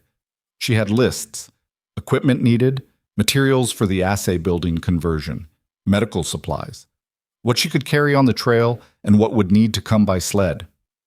She had a timeline, optimistic, he thought, but not absurdly so. She had thought about how to establish independence from the mine's oversight, and had written a 3-page argument for why the territory's labor statutes would protect an independent medical operation from interference by Halverson. He'd read it. It was a good argument. He'd told her so, and she'd looked mildly surprised, then written a small revision in the margin that made it better. The thing he hadn't expected and still didn't entirely know what to do with was how much he was contributing to the planning. He told himself it was practical. He knew the terrain, knew the settlement, knew the people in ways that she didn't yet. That was useful information, and there was no reason to withhold it. But it was more than information. He was thinking about the problems she identified and coming to dinner with thoughts about them. He was sketching, on the back of a flour sack, a rough layout of what he remembered of the assay building interior and what changes would make it functional as a clinic. He was, without ever deciding to be, invested in this. He noticed this about himself and put it to one side, the same place he was putting several other things he'd noticed about himself lately, in a pile that he was aware of and not ready to sort through. It was Pete Olander who forced the conversation that changed everything. Pete came through again in late January, said he had, Thorn was realizing, started coming through more regularly than his trapline strictly required, which meant he was curious and not above manufacturing reasons to be curious. He arrived on a Tuesday with a haunch of venison that he claimed was surplus from a lucky shot the previous day, which was possibly true and possibly not. They ate together, the three of them, which was a thing that had never happened in Thorn's cabin before in 11 years. Pete talked more than either of them, which was fine. Pete was someone who talked the way other people breathed, as a continuous baseline function rather than a deliberate choice. He talked about the lower valley, about the family that had moved into the old Brannock homestead in November, about the state of the trail over the North Pass. Then he said in the same casual tone, "Word coming out of Copper Ridge is that Galt's been asking questions about you." He said this to Eleanor, not to Thorn. Specifically, about where you went after the depot. Eleanor set down her fork. Thorn looked at Pete. "What kind of questions?" Thorn said. The kind where he's trying to find out if she's gone for good or if she's going to be a problem. Pete was matter-of-fact about it. He's got interests in keeping the Halverson operation running without complications. A nurse who got left to die on his order, who's still alive and knows the territory, that's a complication. I was left stranded, Eleanor said. The intent is what it is, Thorne said. He was looking at Pete. Who's he asking? Rail men, mostly. The Frost Junction regulars. Pete picked up his coffee. Nobody's told him anything useful, partly because nobody knows anything useful, and partly because Galt isn't particularly well liked. He looked at Eleanor. But he knows you're somewhere on the mountain. It's not a big mountain, in terms of who lives on it permanently. Eleanor was quiet for a moment. Thorne watched her process this. The careful stillness, the internal accounting. It changes the timeline, she said. To him, not to Pete. If Galt is actively looking, I need to establish the clinic before he can build a legal argument against it. Once it's operating, once the settlement families are depending on it, it's much harder to remove. Or, Thorne said with the directness he generally preferred, it becomes a thing he wants to remove more urgently. Yes, she said, both things are true. Pete looked between them with the mild, interested expression of a man watching a chess game he hadn't been invited to play. You're building a clinic, he said to Eleanor. I'm planning to. In the Eastern Settlement. Yes. Pete drank his coffee, nodded slowly. My cousin Abe Olander runs a supply team between Frost Junction and the Northern Logging Camp. Goes through the Eastern Settlement twice a month. He set the cup down. He owes me several favors. I could probably arrange for him to carry medical supplies at no charge as part of his regular route. Eleanor looked at him. Why would you do that?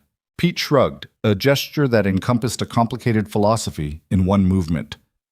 My wife died in childbirth 12 years ago, he said, in a settlement 60 miles north of here. No medical person within 3 days' ride. Different mountain, same story. He stood up, picked his hat off the table.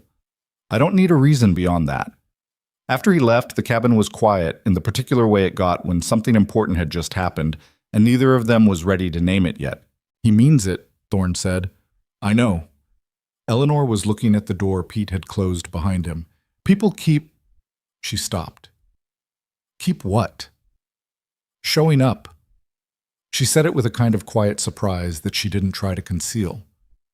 I had this idea that this was going to be difficult in a very solitary way, that I was going to have to build everything from nothing against resistance, alone. You haven't been doing it alone for a while now, he said. She looked at him. The fire was between them, and the light was the amber kind that made the cabin feel smaller, warmer, closer than it was. She held his gaze for a moment, a long moment, longer than their usual direct exchanges. No, she said, I haven't. He looked away first, got up to put the last log on the fire. He stood with his back to her for a moment, watching the flames take. February, he said. If the weather holds, we can get to the Eastern Settlement in February. I want to see the assay building before you commit to it. You want to see the building, she repeated. Not a question, testing the words for what was underneath them. The structural integrity matters. If it's too far gone, there's another option. There's an empty homestead on the south edge of the settlement. Family moved on 3 years ago. Different layout, but sounder walls. Thorne, he turned. Thank you, she said, for not telling me you're doing this because it's practical. He looked at her steadily. It is practical. I know. She didn't look away. It's also something else. The thing he'd been putting in the pile, saving for later. It moved. He felt it move, the way you feel the ground settle under snow. Not dramatic, not sudden, just present and impossible to unfeel. Get some sleep, he said. Your foot needs rest. She let it go. She was good at letting things go on his schedule when she'd already made her point. He'd noticed that about her, too. He sat up late that night, the fire going low, the dogs quiet in the lean-to, the mountain dark and cold and enormous outside the walls. He thought about the pile he'd been building. He looked at it more honestly than he had before, because Pete Olander's face across the supper table had done something to him. That simple, unanswerable reason Pete had given. My wife died. No one within 3 days' ride. Same story. Thorne had been on this mountain for 11 years telling himself a story about solitude that was mostly true and partly not. The part that was true. He was better at living alone than most people were. He was suited to it by temperament. He'd built a life that worked without requiring anyone else to be part of it. And there was genuine satisfaction in that. The satisfaction of a thing built to last. The part that was not entirely true. That it was enough. That the 11 years of silence and competence and careful self-sufficiency had filled what had been emptied by the accident and the choice he'd made afterward. He'd been mistaken about enough. Not unhappy. He wasn't a man who did unhappy as a general condition. But not enough. Eleanor Voss, who had been left to die on a train platform and had spent 3 weeks in his cabin arguing with him and walking on a damaged foot and planning a clinic for people she hadn't met yet, with a calm certainty that things could be made better if you were willing to do the work. Eleanor Voss was not a convenient person to have in your life. She was not easy. She was not soft. She would not defer to him because he knew the mountain, and she didn't, would not allow him to manage her, would not let him be careless about what he said or how he said it, or whether his stated reasons matched his actual ones. She would, he thought, be the most inconvenient person he had ever known for the rest of his life. He sat with that for a while. Then he went to sleep.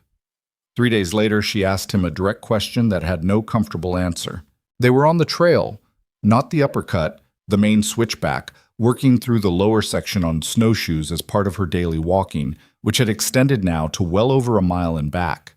The weather was good, cold but calm, the sky the hard, brilliant blue that came after a clear night. Their breath came in clean puffs.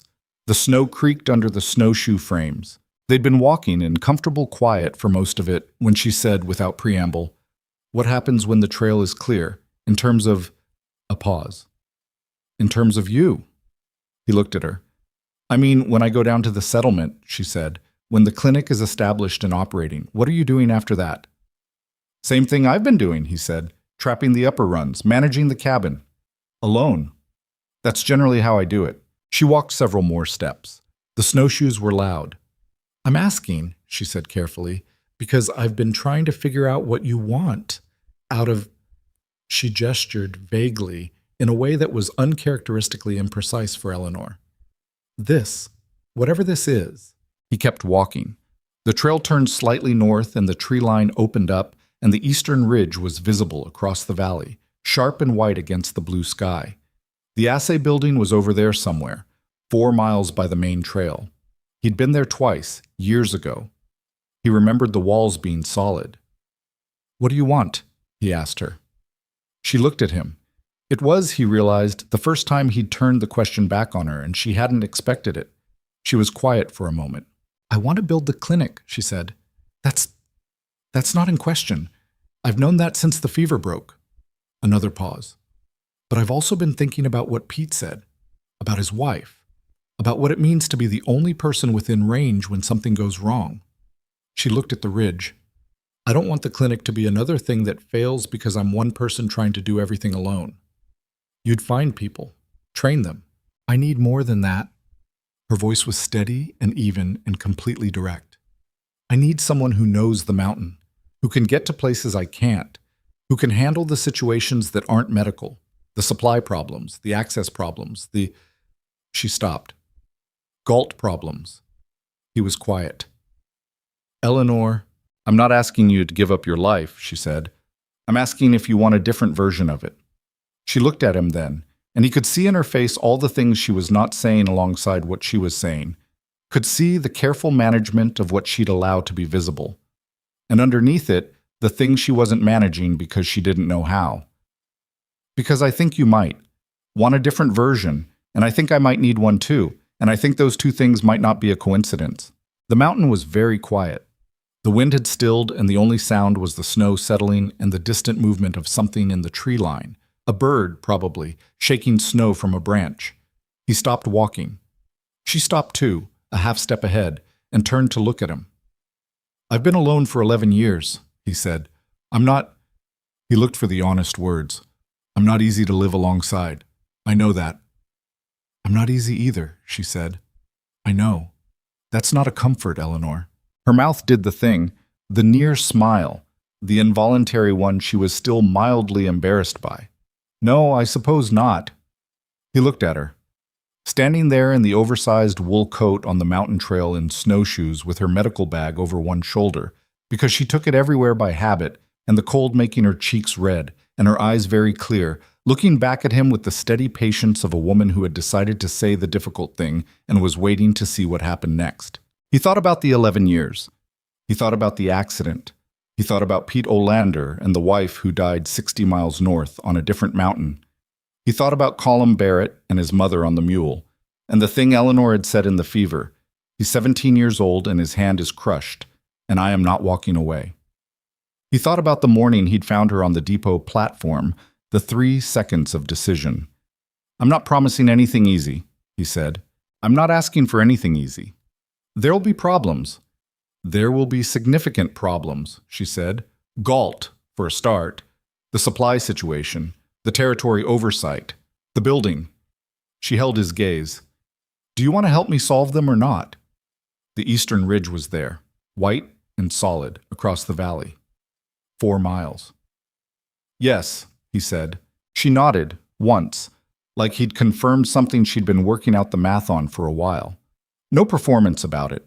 No relief that spilled over into anything dramatic. Just Eleanor, receiving information and updating her plans accordingly. She turned back to the trail.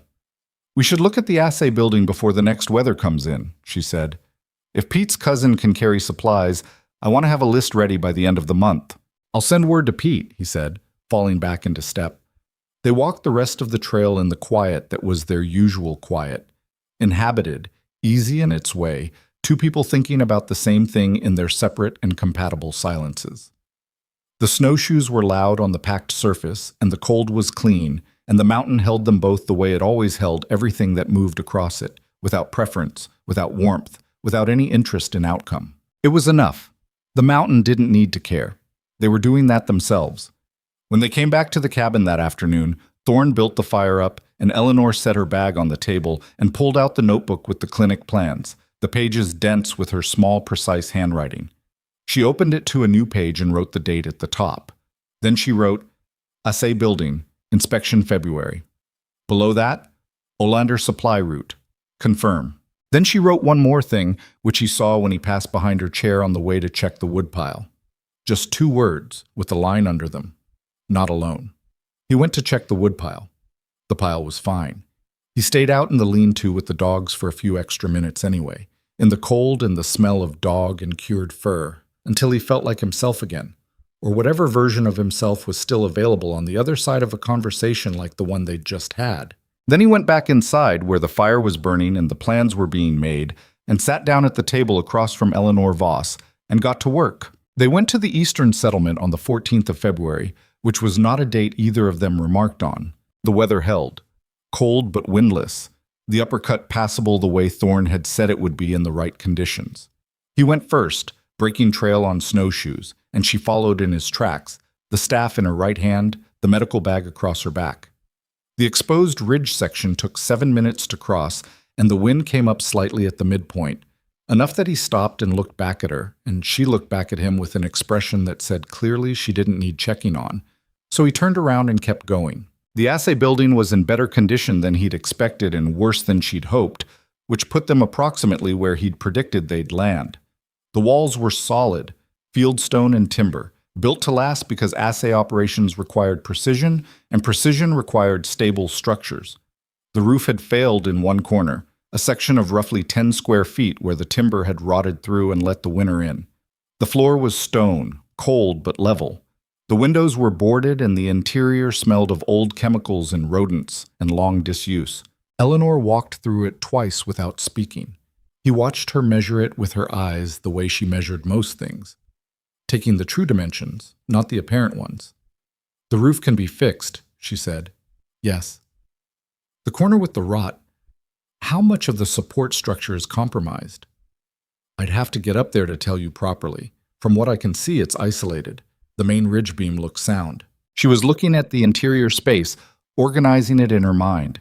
He could almost see the layout forming, where the examination area would go, where supplies would be stored, where a person waiting for care could sit without being in the way. It's enough, she said. It's not what I designed from scratch, but it's enough. When do you want to start? She looked at him. As soon as you can get lumber up here. He could get lumber. He knew where it was and how to move it, and he had Pete Olander and Pete's cousin Abe and the supply route that Abe had agreed to, which solved the heaviest part of the logistics. He'd been solving the how of it in his head for 2 weeks, the same way he solved any practical problem. Methodically, from the outside in, identifying the hard constraints first and building around them. 2 weeks, he said. Maybe 3. 2, she said. He looked at her. Galt's been asking questions for a month, she said. The longer this takes, the more time he has to find a legal mechanism to complicate it. Halverson has money, and Halverson has lawyers, and I don't want to give either of them a running start. 2 weeks, he said. We'll see. It took 16 days, not because of any single problem, but because of the accumulation of problems that any real undertaking produces. The lumber delivery that ran 2 days late because of an unexpected ice storm on the lower trail. The roofing material that Abe Olander substituted without asking because the original order wasn't available, which required adjustment. The morning Thorne fell through the weakened section of the assay building's floor that neither of them had identified because it had been hidden under accumulated debris, and came up with a gash along his forearm that Eleanor cleaned and stitched with a brisk efficiency that didn't quite conceal how her hands tightened when she saw the blood. It's not deep, he said. I can see that, she said, and continued stitching. You could take a breath. I'm breathing. You're doing the thing where you don't breathe. She tied off the last suture and looked up at him. You noticed that? I notice things, he said. Comes from spending time with someone who pays attention. She held his gaze for a moment. Then she went back to her bag, put the instruments away, and didn't say anything else about it. But the hands had stopped being tight. They weren't alone in the work. That surprised him, though it probably shouldn't have.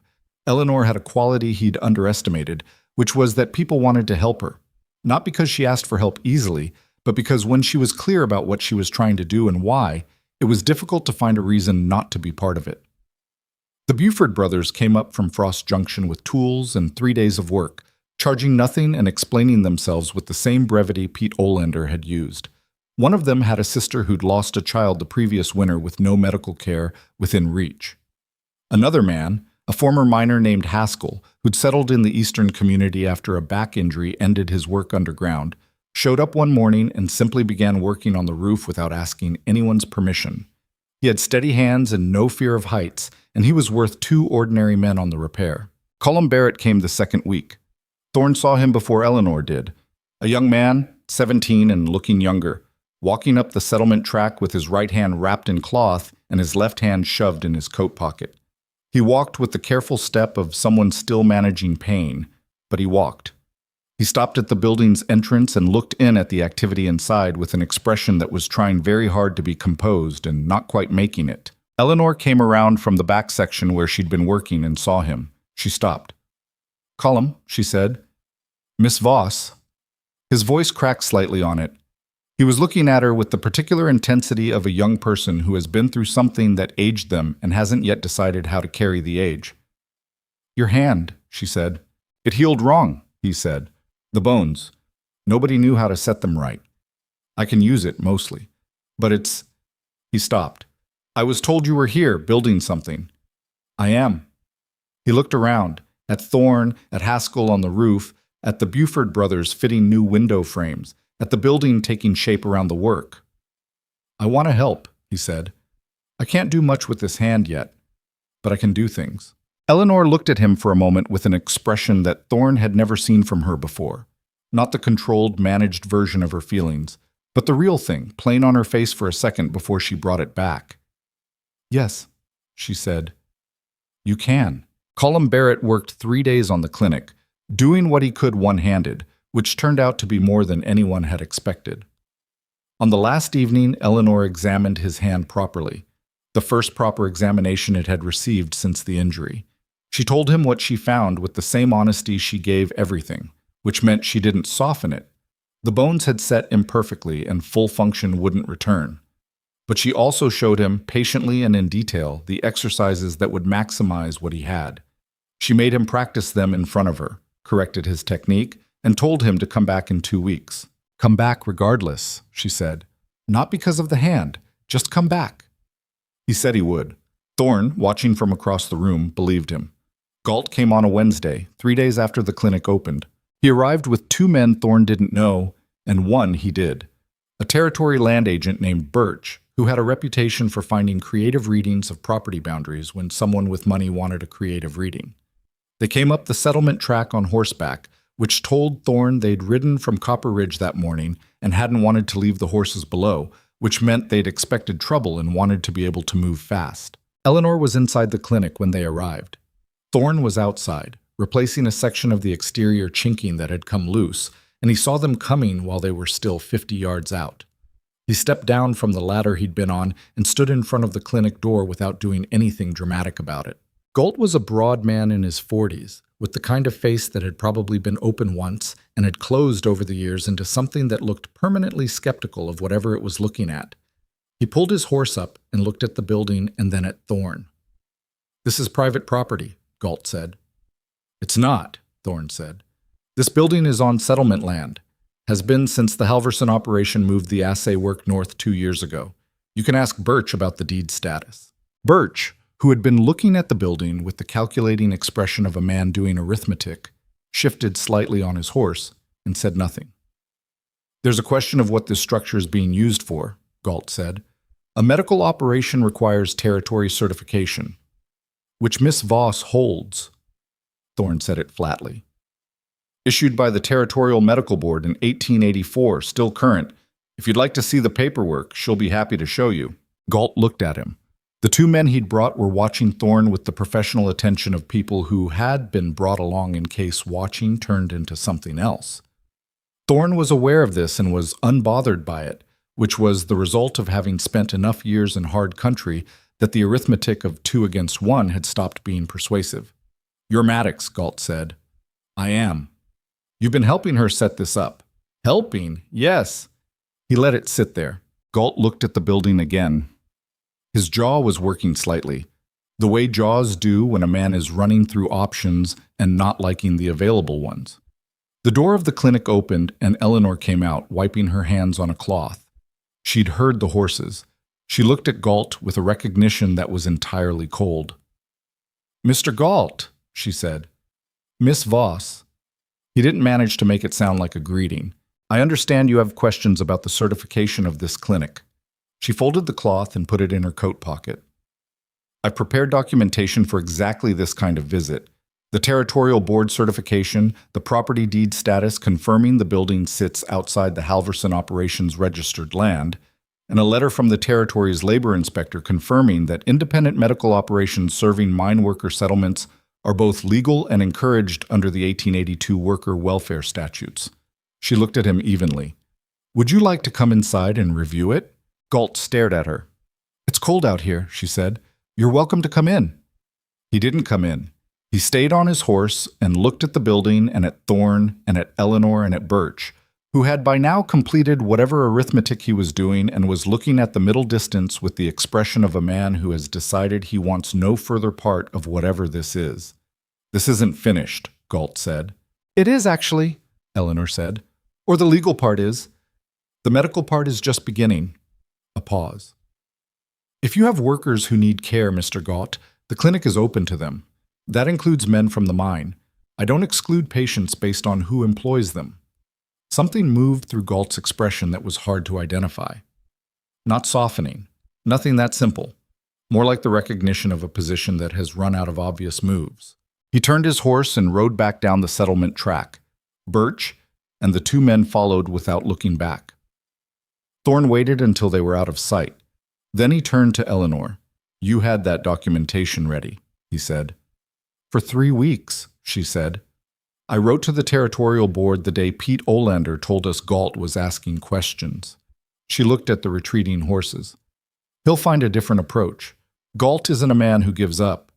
He's a man who regroups." "I know, but it'll take him time, and while he takes time, the clinic runs." She turned back to the building. "That's the strategy. Not to defeat him, just to be more established than he can easily dismantle. That's not a permanent solution. No." She looked at him. "But it's enough for now, and now is what we have." He thought about that for a moment. She was right, the way she was usually right about the things she'd thought all the way through. You couldn't beat a man like Galt permanently. You could only outlast him, make yourself harder to remove than he had patience to manage, and wait for his attention to move on to something more easily solvable. It was unglamorous. It was also, on this frontier, what survival looked like. Galt sent a letter 2 weeks later through Birch, formal and full of legal language about property use ordinances that Thorne and Eleanor both read carefully and then took to a lawyer in the nearest town, a man named Creed, who charged a reasonable fee and found, without much difficulty, 3 separate reasons the letter's arguments didn't hold. He wrote a response. The response was sent. They didn't hear from Galt again that spring. That wasn't the end of it.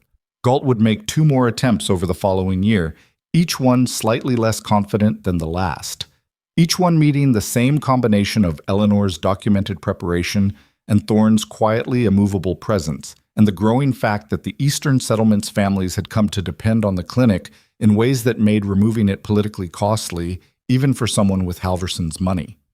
The 3rd attempt failed so thoroughly that even Birch stopped returning Galt's correspondence, which Pete Olander reported with considerable satisfaction one evening over coffee. But that was later. In February and March, and into the first weeks of spring, it was just the work. Thorne had not expected to find satisfaction in what he was doing. He'd expected to find it tolerable, which was his usual measure for things outside his established competencies. But there was something in the particular combination of tasks: the physical work of maintaining and improving the building, the logistical management of supply lines and weather windows and access routes, the way the 2 parts of what he and Eleanor were doing fit together without overlap, that engaged him in a way he hadn't been engaged in years. He was useful in a way that had weight to it, not the self-contained usefulness of trapping, which was real but circular, always returning to itself. This was useful towards something that grew. He still ran his trap lines, still kept the cabin on the upper mountain, still managed the dogs and the pelt curing and the slow accumulated knowledge of the mountain that 11 years had built into his bones. But 4 days a week, sometimes 5, he was at the settlement, moving supplies, fixing what broke, making the trail between the cabin and the clinic something that could be managed in all but the worst conditions, building, slowly and without fanfare, a network of routes and contacts and arrangements that meant Eleanor was never as isolated as she might have been. He did not think of it in romantic terms. He thought of it in practical ones, because that was how he thought, and because the practical terms were true enough. She needed what he could provide. He had, unexpectedly, found that providing it was not the sacrifice he might once have predicted. Eleanor opened the clinic on a Monday morning in early March to 3 patients, a minor with an infected hand, a child with a fever of concerning height, and Haskell, the former miner, who came in claiming a sore shoulder but who Eleanor suspected had come mainly to see that the place was running. She treated all 3. The miner's infection responded to treatment. The child's fever broke by evening. Haskell's shoulder was, as she'd suspected, mostly fine. Colum Barrett came back, as he'd said he would, and kept coming back. He had a quick mind and careful hands, the left one, the undamaged one, and Eleanor began quietly to teach him. Not formal instruction, just the accumulated small education of being in a room with someone who knew things and paying attention. He learned how to clean and dress a wound properly. He learned what signs in a fever required urgent action and which could be managed with patience and time.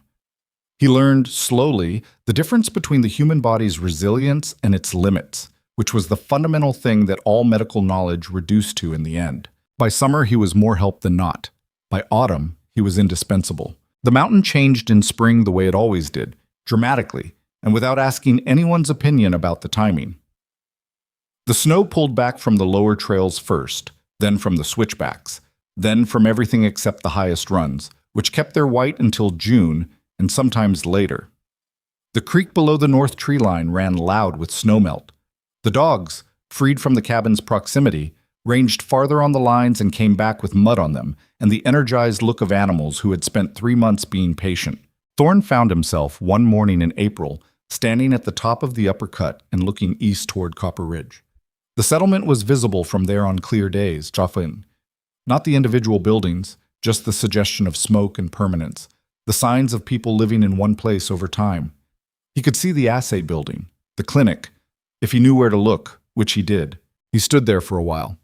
The wind was light and came from the south, which meant warmth and the smell of things beginning to grow again. The particular green smell of snow melt and earth that was, on Iron Peak, the smell of the world remembering itself. He thought about the depot platform, the 3 seconds, the medical bag in her frozen hands. He thought about a man he'd loved like a brother, whose name he still didn't say out loud, who had died in bad terrain in a bad winter when decisions had been made in the wrong order. He'd carried that for 11 years as a reason to stay small and stay alone and stop being the kind of person who made decisions that affected other people. He'd thought of it as wisdom. He'd thought of it as appropriate punishment. He hadn't understood until Eleanor that it was also fear wearing the clothes of wisdom.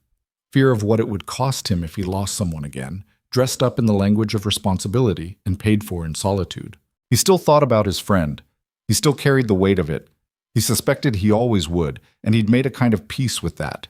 The peace that comes not from resolution, but from learning to move with something instead of being stopped by it. He turned away from the ridge and went back down the trail. Eleanor was at the clinic when he arrived, which was where she usually was by mid-morning. She was with a patient, a woman from the settlement's northern edge who had been coming in for 3 weeks with a persistent respiratory illness that Eleanor was managing carefully and seriously. He waited outside until the woman left, then went in. Eleanor was writing in the patient log. She'd started keeping meticulous records from the first week, a habit that irritated Galt's lawyers because it meant her medical decisions were documented and defensible, and her patient outcomes were demonstrably better than the absence of care would have produced. He suspected she'd have kept the records regardless. "Woman from the North End," he said. "Mrs. Avery, she's improving." Eleanor didn't look up from the log. Slowly, "You were worried about her last week." "I'm still worried about her. Less than last week." She finished the entry, closed the log. Then she looked up. "You went to the uppercut this morning." He hadn't told her this. He looked at her. "You take a longer loop on the trap line when you're thinking about something," she said. "The uppercut is where you go when you want to see far." He sat down in the chair that had appeared 3 weeks ago in the clinic's front room, installed by Colum without explanation and accepted by everyone without comment. He looked at Eleanor across the room, at the medical bag on its dedicated shelf, the patient log, the wall where she'd pinned a hand-drawn anatomy diagram that she used when explaining injuries to patients who'd never had anything explained to them by a medical person before, at the woman who had been left on a depot platform in a blizzard and had turned that into this. "I was thinking about my friend," he said, "the one who died." She was quiet, giving him the space. "I think I've been—" He stopped, found the honest word, using it as a reason to not be in anything that mattered, because if you're not in it, it can't be taken. Eleanor looked at him. She didn't fill the silence with reassurance, which was one of the things he most valued about her. "That's a reasonable thing to do," she said, "when you've been hurt that way." "It's a coward's thing." "It's a human thing," she said, "and you stopped doing it." "Debatable when I stopped." "December 14th, she said, "when you loaded an unconscious stranger onto your sled in a blizzard." She held his gaze. "That's when you stopped." He looked at her for a long moment. Outside, the settlement was going about its day. He could hear the normal sounds of it, children somewhere, the distant ring of metalwork, a horse, the ordinary ongoing noise of people living close enough together to hear each other. "I'm not going back to the way it was," he said. He meant it as a statement. It came out sounding like something he was telling himself as much as her. "No," she said simply. "Neither am I." He nodded. She went back to the patient log, opening it to a new page. He got up and went to look at the roof section that had been repaired in February, checking what the winter's end had done to the new timbers. They were holding. He'd known they would. Haskell had done good work, but he checked anyway, because checking was what you did. Later that evening, walking the trail back to the cabin, Eleanor beside him at the pace they'd settled into over months of walking this route together, he thought about what she'd said. December 14th. Maybe she was right. Maybe the 3 seconds on the depot platform had been the moment the 11 years ended. Not because of anything complicated, but because a person in front of you who needs help is the simplest argument in the world against staying small. The mountain was turning green at its lower edges. The creek was still loud with melt. The dogs would be waiting at the cabin, ready for supper, uninterested in anything that had happened to him that didn't involve food. "Colum asked me today," Eleanor said after they'd been walking a while, "if there was a way to get more formal training, whether there were programs in the territory." "What did you tell him?" "That there were, and that I'd write letters on his behalf, and that he'd need to go south for at least a year to do it properly." She paused. "He said he'd think about it, but he looked at the clinic when he said it. He doesn't want to leave." "He'll figure it out," Thorne said. "People do." "They do," she agreed. They walked the rest of the way in the good quiet that had become the sound of their life together. Not silent exactly, but at ease with whatever space existed between words. The kind of quiet you only develop with a person you've been through something real with, the kind that doesn't ask to be filled. The cabin was lit from inside. He'd built the fire before they left, and it had held. The dogs came up the path to meet them, Brick first as always, Soot close behind, the brindle female, still without a name, still answering to her, circling both of them with the undignified enthusiasm that she reserved for returns, as if each arrival was a thing worth celebrating regardless of how long they'd been gone. Eleanor crouched and let the brindle push her nose into her hands, which she always did. She'd never been a dog person before the mountain, she told him once. She'd said it with the mild wonder of someone discovering an unexpected thing about themselves. "You should name her," Eleanor said. "I've been meaning to. For 11 years. He looked at the brindle dog, who looked back at him with the uncomplicated loyalty of a creature that had never needed him to be anything other than what he was. He thought about it. "November," he said. Eleanor looked up at him. "That's when I got her," he said. "November, 4 years ago, off a trapper who was moving on." Eleanor considered this. "That's not a very imaginative name." "No," he agreed. "It's not." She scratched the dog behind the ears. November accepted this as her due and pressed into it. Eleanor looked up at Thorne with the expression he knew best now, the one that was almost a smile and didn't need to become one to mean what it meant. "It suits her anyway," Eleanor said. He opened the cabin door. The fire was warm inside, the smell of it the same smell it had always been. Wood smoke, old wool, the accumulated particular scent of a place lived in by someone who stayed. He'd always thought of it as his smell, the smell of his solitude. It had changed in the months since Eleanor, and he'd noticed the change and had not tried to put it back. She came in behind him and set the medical bag on its shelf. She'd given it a shelf in the cabin, too, weeks ago, without asking, and sat down at the table with the patient log she'd been carrying, opening it to continue the entry she'd started at the clinic. He put another log on the fire. Outside, Iron Peak held the last of the evening light on its highest points, the snow up there going pink and then gray, and then the deep blue of early dark. Somewhere across the valley, the eastern settlement's lights were coming on, one by one. The clinic would be dark and locked, but it would be there tomorrow, and the day after, and the patients who came to it would be received by someone who didn't give up on them for being inconvenient or expensive or difficult, and treated with the plain, serious competence that Eleanor brought to everything she did. Thorne had spent 11 years becoming the kind of man who needed no one and answered to nothing but the mountain. He'd thought that was strength. He understood now that it was only part of strength, the lonelier part, the part that keeps you alive but doesn't tell you why. The rest of it was this: the fire going in the hearth, the woman at the table building something worth building, the dog with the plain, honest name pressing against his leg, and the mountain outside the window that had always been waiting, without preference, for him to figure out the difference. He sat down across from Eleanor. She didn't look up from the log. "Supper," she said. A statement, not quite a question. "I'll start it," he said. He did. The cabin was warm. The work continued, and on Iron Peak, in the deep and patient dark of a frontier that had never promised anyone anything, 2 stubborn and imperfect people stayed. That was enough. That was everything.